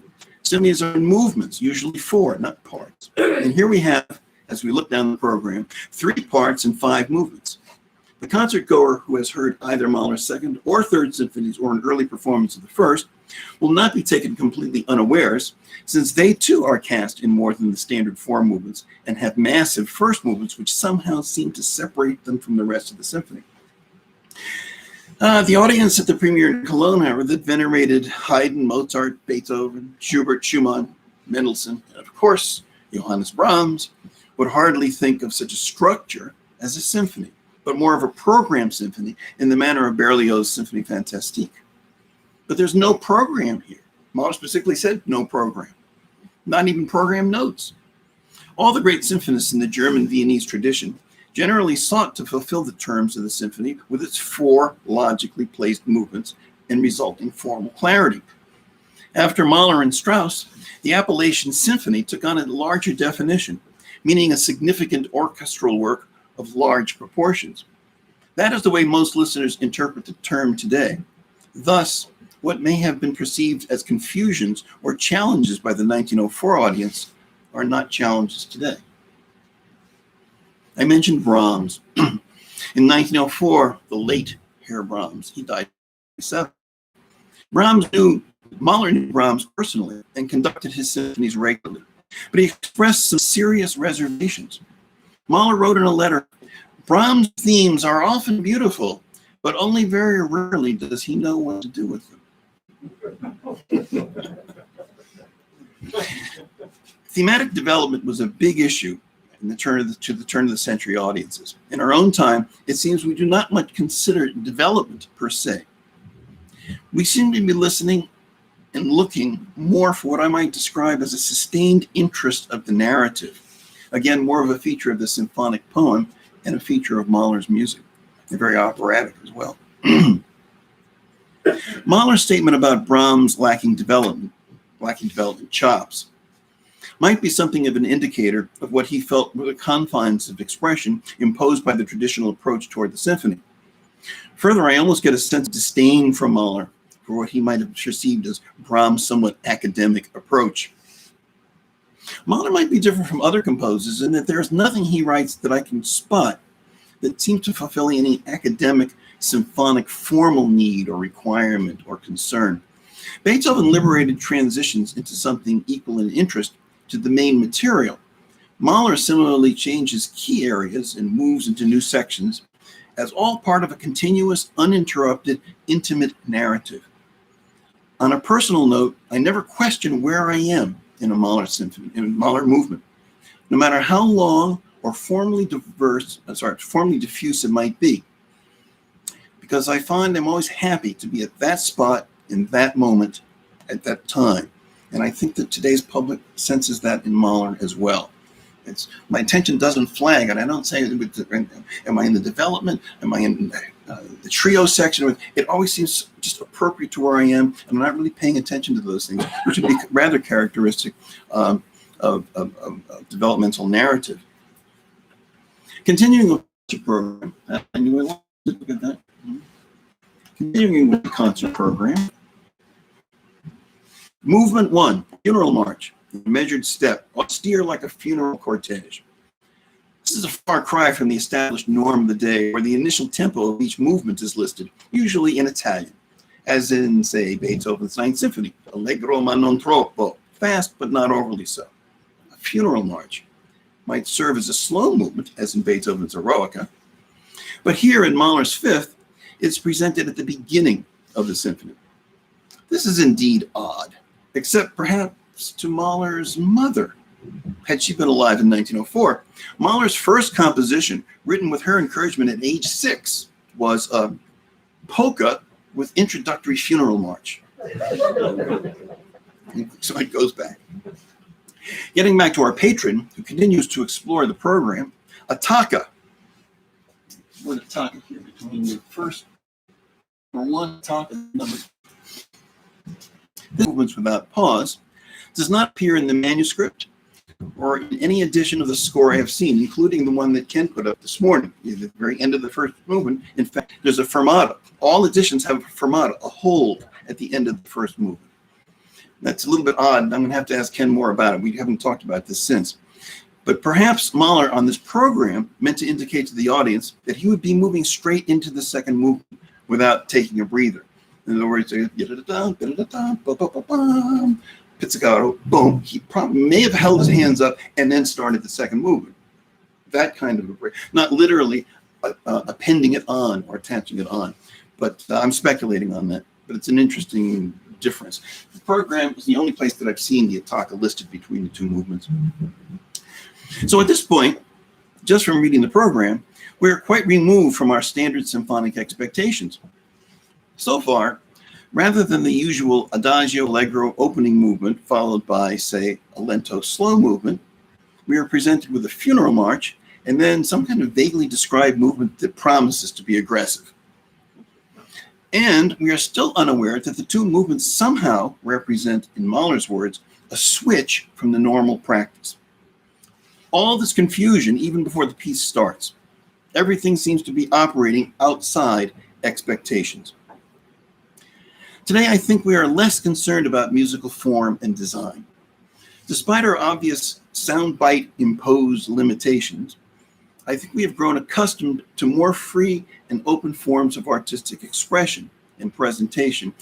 Our earbuds access Mahler on the go. Further, and perhaps most significantly, pandemic period, we find we're able to put on a net broadcast or film, a baseball game, a Mahler symphony, and then suddenly hit pause, get up, go do something else, and then resume at our leisure. 5 minutes, tomorrow, 10 minutes, who knows? For better or worse, presentation through today's variety of media has made experiencing art more consumer-friendly, but certainly more convenient than it was in the past. Media has enabled us, to some extent, to bend and even distort, if not in some instances completely destroy musical pacing to fit our own personal time. The other day, I asked my Amazon Alexa to play some Mahler. You all have Alexa, the Amazon Alexa. I said, Alexa, play some Mahler. She responded, shuffling songs by Gustav Mahler. And then proceeded to play the last 4 minutes of the 8th Symphony. Boom, a soundbite, not the whole piece. Now that was a good selection. She knows her Mahler to pick that song. So some of the formal issues then that seem to be operating outside expectations for the 1904 audience, again, do not challenge or even interest us today. We have a whole different way of approaching listening to Mahler, listening to music in general. Mahler is outsider. Mahler's symphonies are in many other ways, those of an outsider. It is well known that he so viewed himself, saying first, regarding his nationality, I am thrice homeless as a native of Bohemia in Austria, as an Austrian among Germans, as a Jew throughout the world. Everywhere an intruder, never welcomed. Then musically, my time will come when Richard Strauss's is up. I'll have more on that later. As an outsider, artistically, Mahler continually defies the norm, the expected. He is a composer of extremes. Of the 11 works he calls symphonies, including the Cantata Symphony, Das Lied von der Erde, the Song of the Earth, only 4 of those symphonies, 1, 4, 6, and 9, have the standard 4 movements, and those pieces sharply challenge expectations of form. Design may be a better word. I would suggest that another outsider feature of his music is that despite his being one of the most significant composers of symphonies, the instrument that dominates his oeuvre is the human voice. Almost 50% of his symphonies contain the voice, and some include full-fledged songs, 2, 3, 4, and 8, of course, is choral. Is there anyone before Mahler who included solo orchestral songs as movements in a symphony before Mahler? I don't know. There may be somebody, but I don't know who it is. Certainly not somebody who comes immediately to mind. Even Schubert and Schumann, both master leader composers, never introduced songs into their symphonies. As for Mahler's non-symphonic works, the early cantata, the Song of Lamentation, song cycles, the Youth's Magic Horn, songs in the Deaths of Children, the songs of the Wayfarer, the songs for voice and piano, the orchestral songs, we find that all of Mahler's non-symphonic, non-juvenilia works are vocal, all of them. No piano sonata, and there's a piano quintet that he wrote when he was a quartet that he wrote when he was a student, but the rest of them are all vocal. This leads me to the 5th Symphony, a non-vocal work that I think has a major inner vocal compositional component. In this purely instrumental work, we discover that many of the themes are nonetheless very melodic, eminently singable, and of course, easily understood, as our 1909 critic would have it. Some passages are even operatic, as might be expected from the leading opera composer of his day. In the sections that are more animated and nervous, Mahler presents what Stephen Johnson calls arresting sound symbols. I like that term. It's a little awkward, but it very accurately, I think, describes a lot of Mahler. Arresting sound symbols, as he puts it in his fascinating book on the Eighth Symphony. These animated passages are often highly contrapuntal and replete with clear sound symbols. They serve often as foils and can seem at times almost like anti-song for their angularity and frequently dizzying fragmentation. With these ideas in mind, let's have a listen to a few of the main themes in the Fifth Symphony. And if you'll give me a minute, and I may need a minute here to reset this here. Okay, get out of there. Down there. Take that out.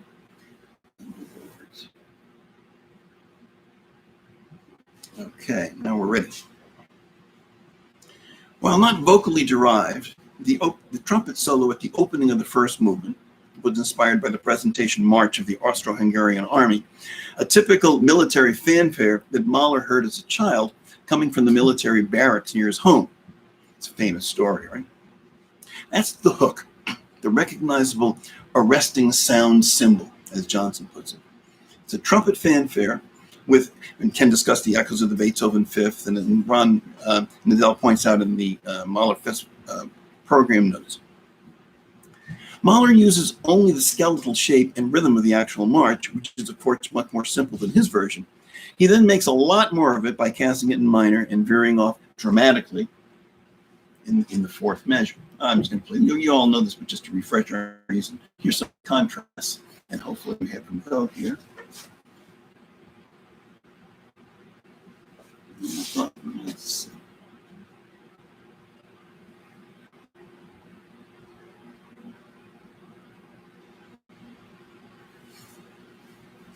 yeah. Well, it worked before.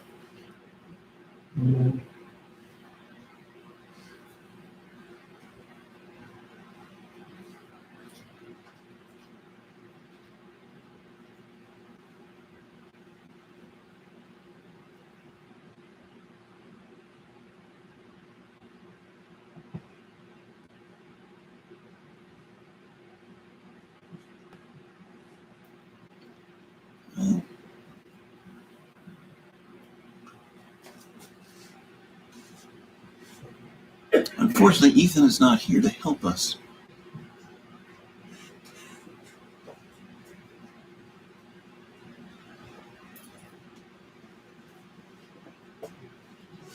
There we go. There we go. Yep. Okay. Let me just get us back to the beginning. It's very soft. Yeah, I'm going to turn that up for us here. I hope I don't blast this away. It'll be loud tonight, too. That's true. Okay. Now here we go.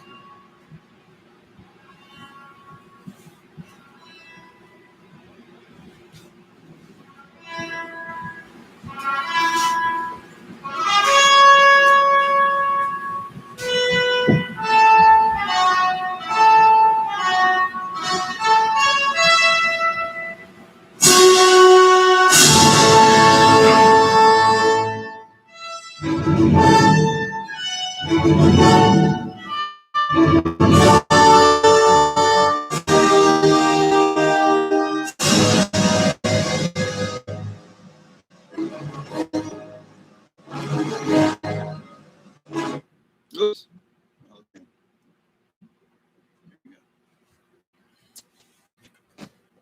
The full orchestra comes in then with those menacing snare and bass drums, and that's what we mean with an arresting sound symbol suggesting military war. You've got the trumpet doing all of those things. We're all very clear on what that means before we even gone to a Mahler symphony. He invokes these very traditional symbols very often, and we respond to them very quickly. The contrasting funeral march that follows, however, is a dark, songful lament. It reminds one of the small town processions that one can hear all over the world. And again, I know you know this music, but in the interest of our collection here, showing contrast.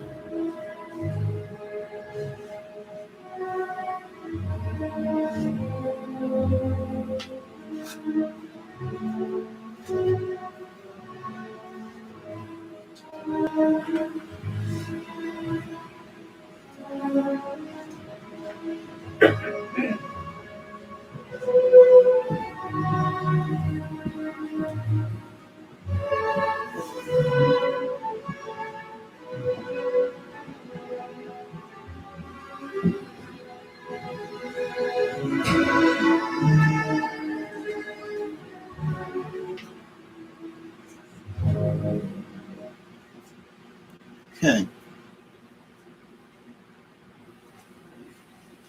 One would have no trouble accepting the opening fanfare in the trumpet in an opera, like Aida, and the funeral music in an aria theme, say like at the end of Tosca.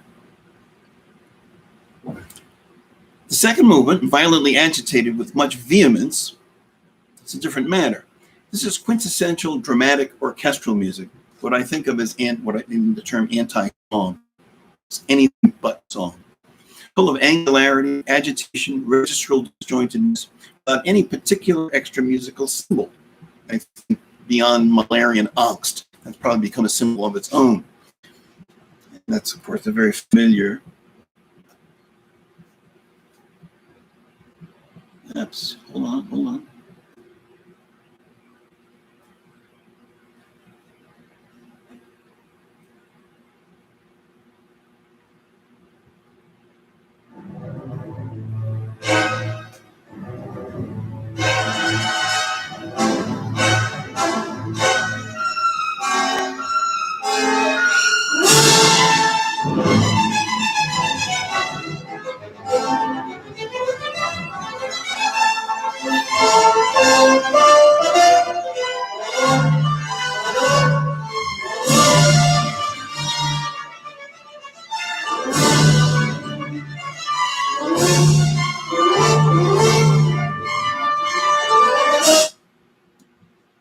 Okay.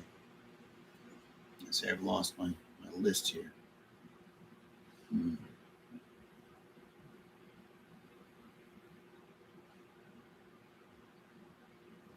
I think Ken mentioned before the virtues of technology along with their problems that they bring, right?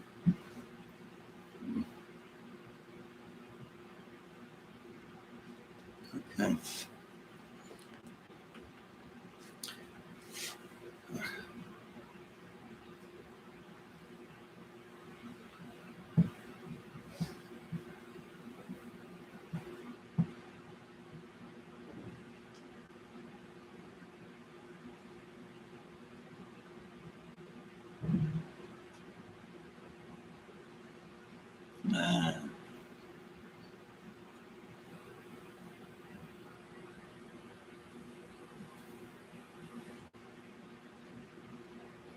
Okay, well, it says playing next, so let's hope for the best.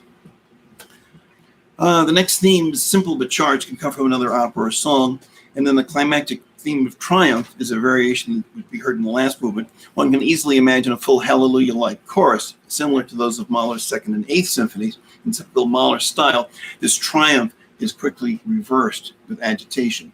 So we'll see here where we are.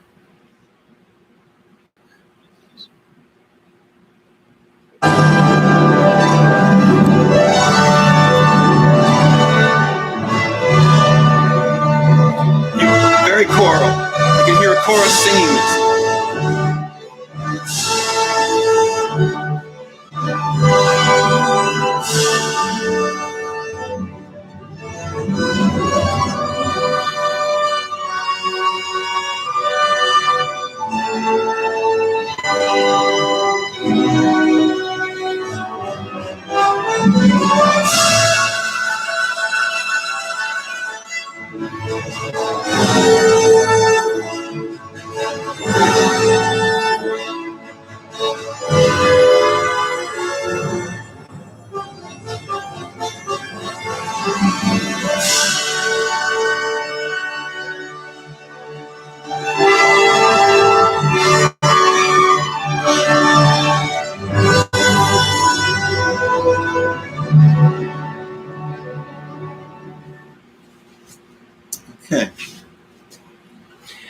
Then skipping part 2 and moving on to the first section of part 3, we come to the famous Adagietto, whose sublime song characteristics are obvious.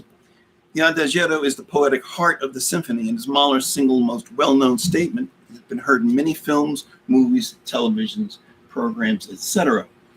And let me just run my luck here. There we go.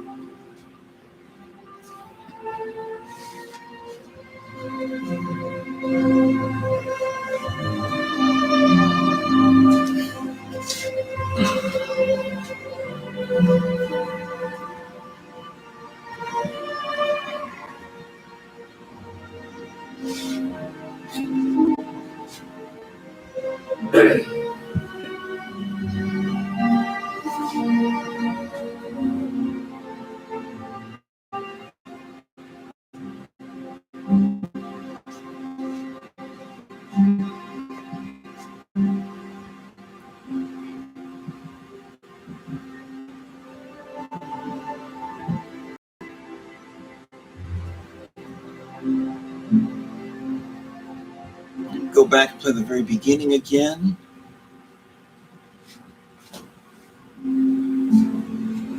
Pay attention to that upward figure in the violins. Talk about that.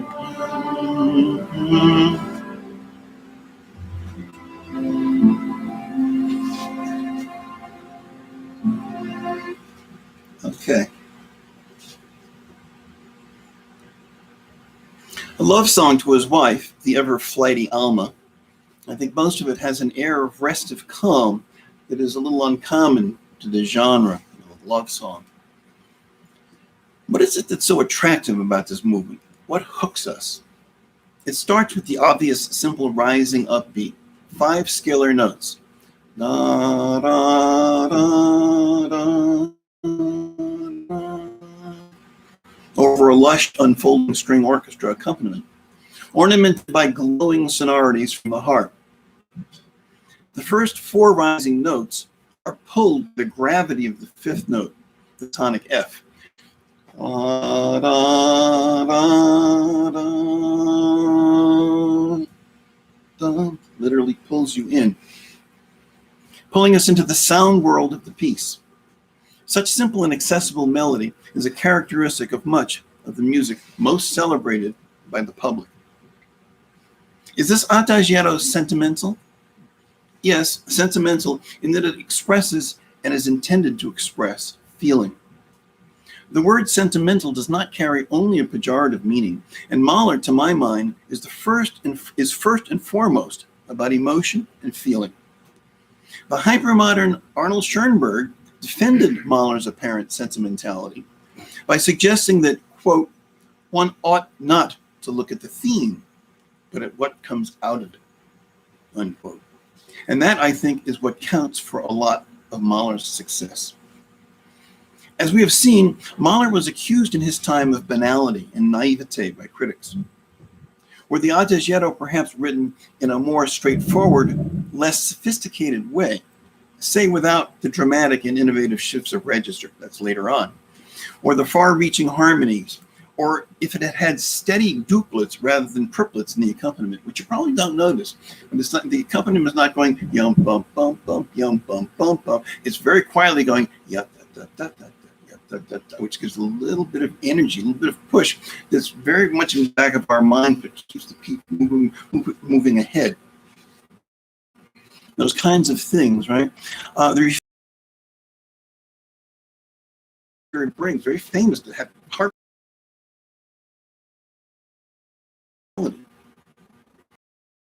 But always along with the unexpected, the new and the fresh, brilliantly calculated and the master perfect, down to the smallest detail, is doomed to perish. Schoenberg, who began a 1912 memorial essay of that same year.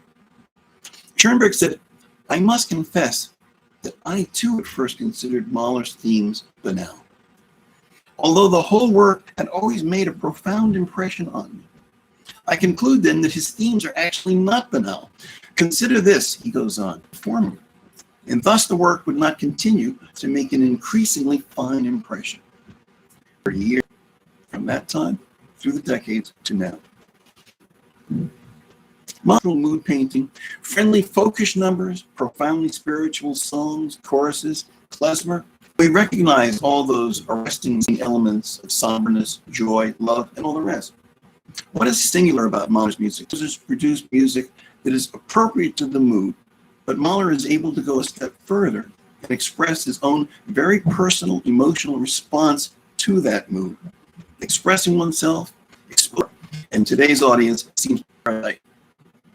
Perhaps this is why the naivete so inflamed the highbrow critics. Mahler attempts to fuse the contradictory entities of banality and erudition into high culture. Though unusual, he's not unique in that endeavor. What Walt Whitman famously wrote in his signature poem, Song of Myself, Whitman wrote, "Do I contradict myself? Very well, then I contradict myself. I am large, I contain multitudes." Unquote. To me, this describes Mahler to a T. Both Whitman and Mahler declared they were portraying the entire world and themselves through the lenses of their beings, complete with all of the beautiful and strange contradictions that life brings. And their enlarged views seem to resonate with many of our own self-visions. Like Whitman, Mahler in his music sings a lifelong song of himself. Mahler said, a symphony must be like the world. It must contain everything. And like Mahler, Whitman recognized tragedy in Song of Myself.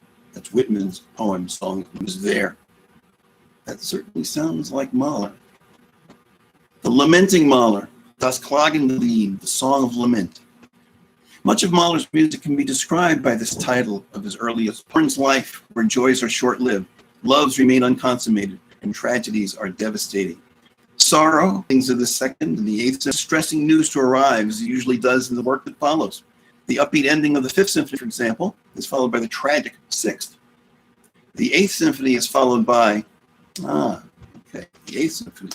We in 2021 have knowledge that the last work that followed the Eighth Symphony thus greatly colors our perceptions and experiences of the earlier works. Life resulting in those deep laments. Part of the historical collective audience have learned his music over the decades, and in a concert have the patience, can even have the joy to wait for the catharses that follow the grieving and the sorrow. Many composers like Mahler allude to tragedy as well as spirituality, heroism, nature, the cosmos, God, humanity, etc., as forces behind their musical inspiration. But even as Mahler references those things, it is clear his reactions to his surroundings and the unfolding circumstances of his life are his main inspirations. His self-perceived persona is the force generating the art object he calls a symphony. Like Marcel Proust in literature, each phrase is a part of his vast psychological autobiography. And as Proust's novel is not about its plot, but rather about its author, Mahler's symphonies are not about symphonies. They're about Mahler.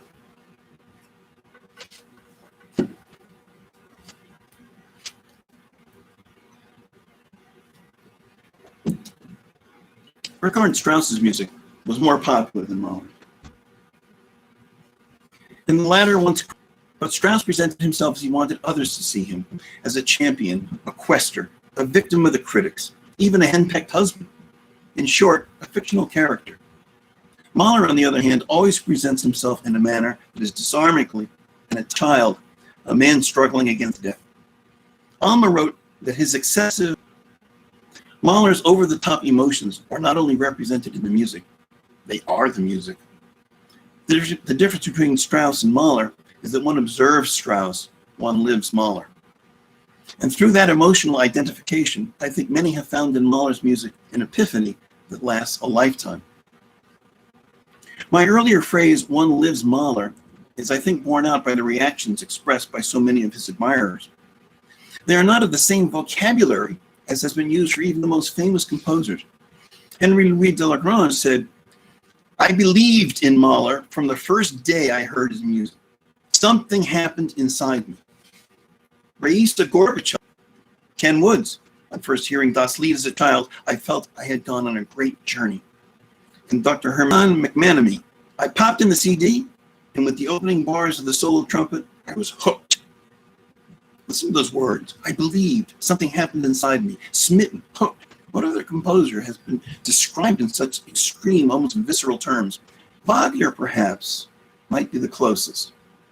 And it's kind of interesting because all the things I've said, in many ways, Wagner, they're Wagner fanatics, and there are people out there who very much with Wagner. But Wagner lacks the sympathy that I think Mahler has that really wins audiences in a way that nobody else does. So for all of these things, being hooked, there is, no surprise, a website, the I Am Addicted to Mahler thread. One of my favorite descriptions comes from Norman Lebrecht. I love this. Quote, among 3,000 people in a concert hall, you are always alone when Mahler is played. Unquote.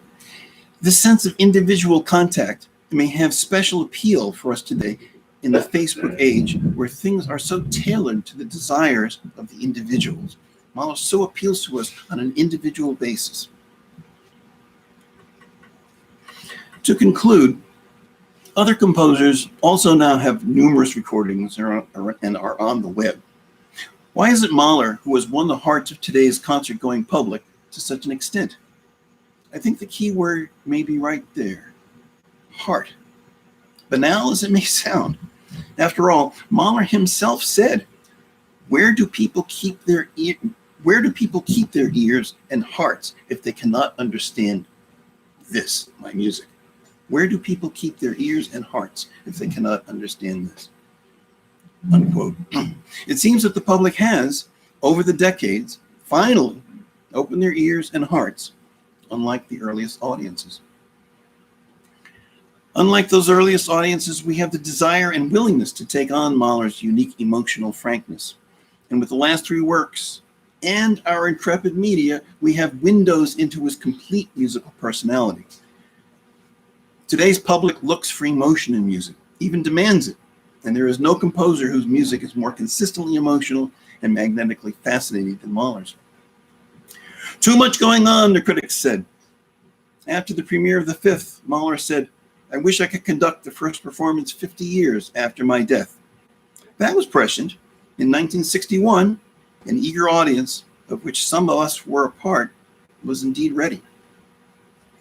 I returned to the student who asked if Mahler was thinking of the intricacies of music theory when he composed. My response was that I think Mahler, like all the other great common practice pre-20th century tonal composers, Mahler sang to himself and wrote it down as quickly as he could. He created the choral Eighth Symphony in just 2 months and later said it was as if it had been dictated to me. Thank you very much.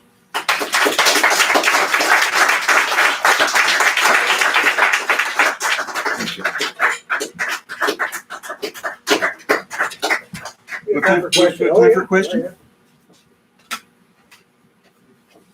Just extending the thought, will the time come to be in school consider that likable or approachable?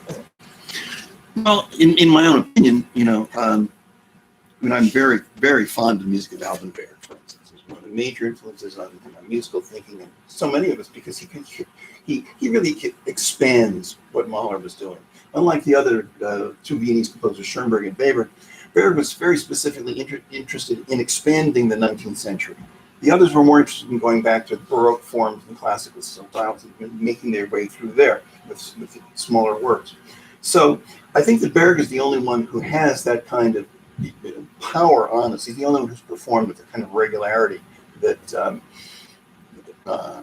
that some of the more well-known composers are. I mean, Schoenberg has really not performed very much at all by comparison to the regular classical composers.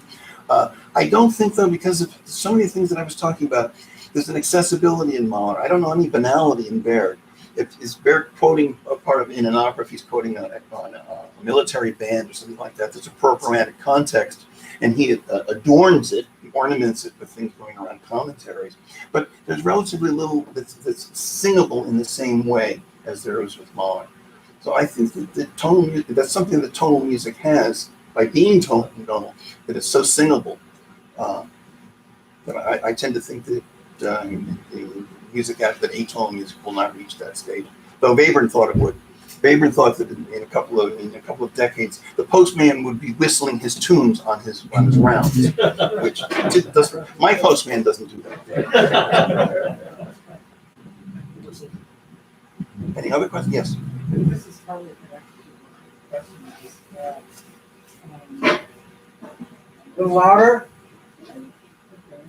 As you know, Strauss and Mahler usually are together. There's a letter from Mahler to Strauss in which he sends to Strauss the scale because it's first quartet, which is the piece that's read was talked about in the lecture meditation. And what Mahler says is, I don't really fully understand this, but Schoenberg might turn out to be right. And the point that, as I remember, I think the main point there was making is talking about Schoenberg music is so much happens in such a concentrated time, but it's a lot to take in. Do you think Mahler possibly, and the reason maybe some people didn't get it for a while was, in a way, it was so expansive that people could easily get lost in the time? I think there's a lot of it's a society we want to use the public trying to digest all of this stuff. The reason I feel is because of the cynicality of so much. I say that because when I was a little kid, I was just cynical of the second cynical. I love it. I love it. It's just very cynical. Come along. I think I've seen it. I could call it a thread very easy. But that's what I have recording of it. You know, I heard Leonard Bernstein conduct it. But then I had the Herman Scherken recording, which I wore out. And so I knew it very well at that point. But I don't think like growing up with their Bartok or something in terms of who the records that. I don't know if I would have been so keen. I guess that's, sorry to interrupt you. The question I guess I have since you are a composer who has this very deep connection with Mahler, can you identify some of the qualities that have really been important to you in your own thinking about music and composing? Yeah, I love the question because it's something that I can't say I really thought about, but I know I've thought about it. You know, first of all, the ability of Mahler to get to a point, to hit a point, is astonishing. His use of deceptive cadences is a device in which you're going towards the tonic key, you're going towards the tonic chord, and it pulls the rug out from under you and it goes to usually 5 to 6 chords. The way he does that is so remarkable. The first move of the Ninth Symphony. I was saying to my wife the other day, I've known this piece for, 50-some years, and know inside out. I wait for those deceptive cadences, and they still grab me and push me. And that's something that you can get harmonic surprises like that, or the oddly placed dissonance. Something's going along with the diatonic, rather normal, and then a note appears that just transforms the whole thing, colors it. Very often in a dark way, I find that magic. Those are the kinds of things I know that I picked up. I see my words to nodding agreement. I think that I'm not the only one so influenced. Well, I've been wanting to bring this up, and I think it's a pretty good intro with your talk about the early reception of Mahler. 2021 is the 100th anniversary of the first full-length study of Mahler symphonies by Paul Becker, which I translated about 10 years ago. The only English translation thus far, I'm pretty sure. And that book gives you a very good insight into the way Mahler was received 10 years after his death. And I'm self-promotion. You can find it on CU Scholar under Pelican Hansen, Gustav Mahler, Becker. Very easy find. Don't let the length is daunting mainly because I reproduce all the musical examples and put the commentary. It says 850 pages, but it's not really 850 pages in effect. But I did want to promote that was the 100th anniversary this year. That one. Can you give us a summary of what people thought of Mahler 10 years after his death? Well, bad? Well, it's hard to say because Becker, of course, was an admirer, and he's writing from the standpoint of something he's trying to introduce skeptical public. But check out my translation. It's easy to find. Just Google my name, Kelly Hansen, Becker, Duker, and it's free on Steve Scholar from the University of Colorado Education Archive. That's exciting and free too. Any other questions?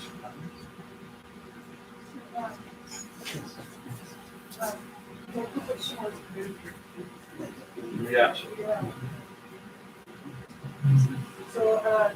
So you said that you have people on the university. How do you basically get your students to hold on to their Mahler? What in terms of people, in terms of the orchestration, in terms of the it's ready for everything right now.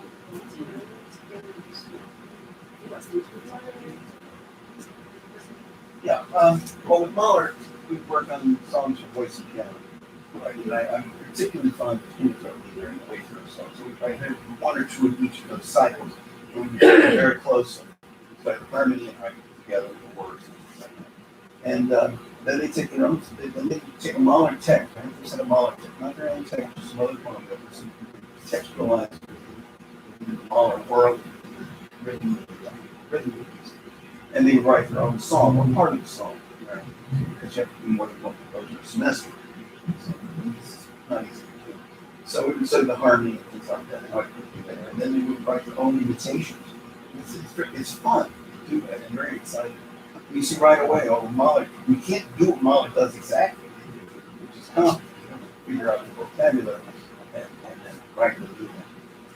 We did that, and I think you probably did that as well. The number of people, Chopin, they become great friends. One of the exciting things about teaching music theory, especially to freshmen, is that they hear music, and when you start to teach theory, you start to teach style like that, they begin to feel like they're communicating with that composer's tools and methods and persona that actually put it down on the page. I like the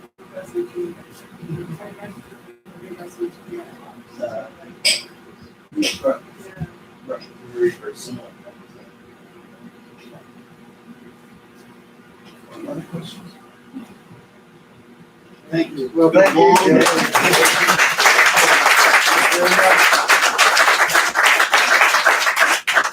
Well, I'm guessing by now you are prepared to listen to Mahler's Fifth this evening.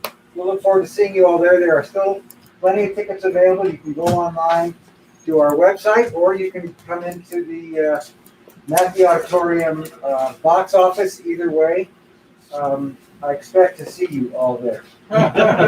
Thanks for joining us this morning, this afternoon. We'll see you tonight. And the store is still open for last-minute purchase.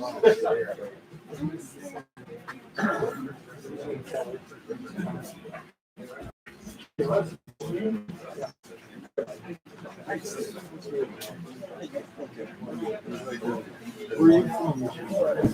Where are you originally from? New York.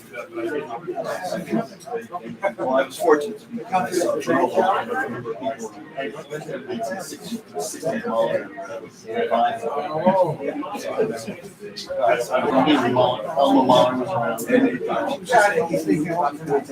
would have waited for the street to get a photograph.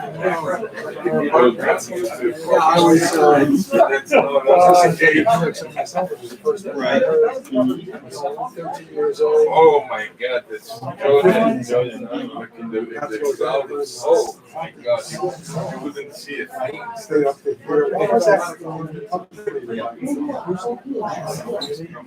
Everybody has their.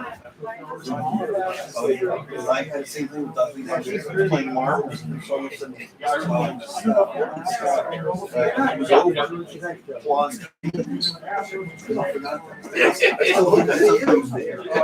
Never got out of this. Oh, they tuned this piano. On Broadway. Maybe next time. Wait, what is this? Secret. You know, Broadway is like pretty It was like- The historic object. Oh, yeah. I should have kept it. Jay, that's wow, I'm really so sorry. And he brought some really good memories. There's parking there, but you pay for it. I'm Steve Bruns. Yeah, I recognize me. Yes, My mask is on. right. So, one of the questions I was also going to ask about, 7 o'clock is the concert, 6 o'clock is the free is concert, just, talk you by. know, the whole topic of orchestration. I don't know All right, what that'd be your great. thoughts are. It's a large topic. Did David already leave for us? I mean, it's kind of ridiculous. Did David already leave? Without sitting in front of. Oh, sure. Reese is the New vision. Yeah. All three are good. And sometimes it's a little whole plates in the second edition. It's like that. It was all expensive.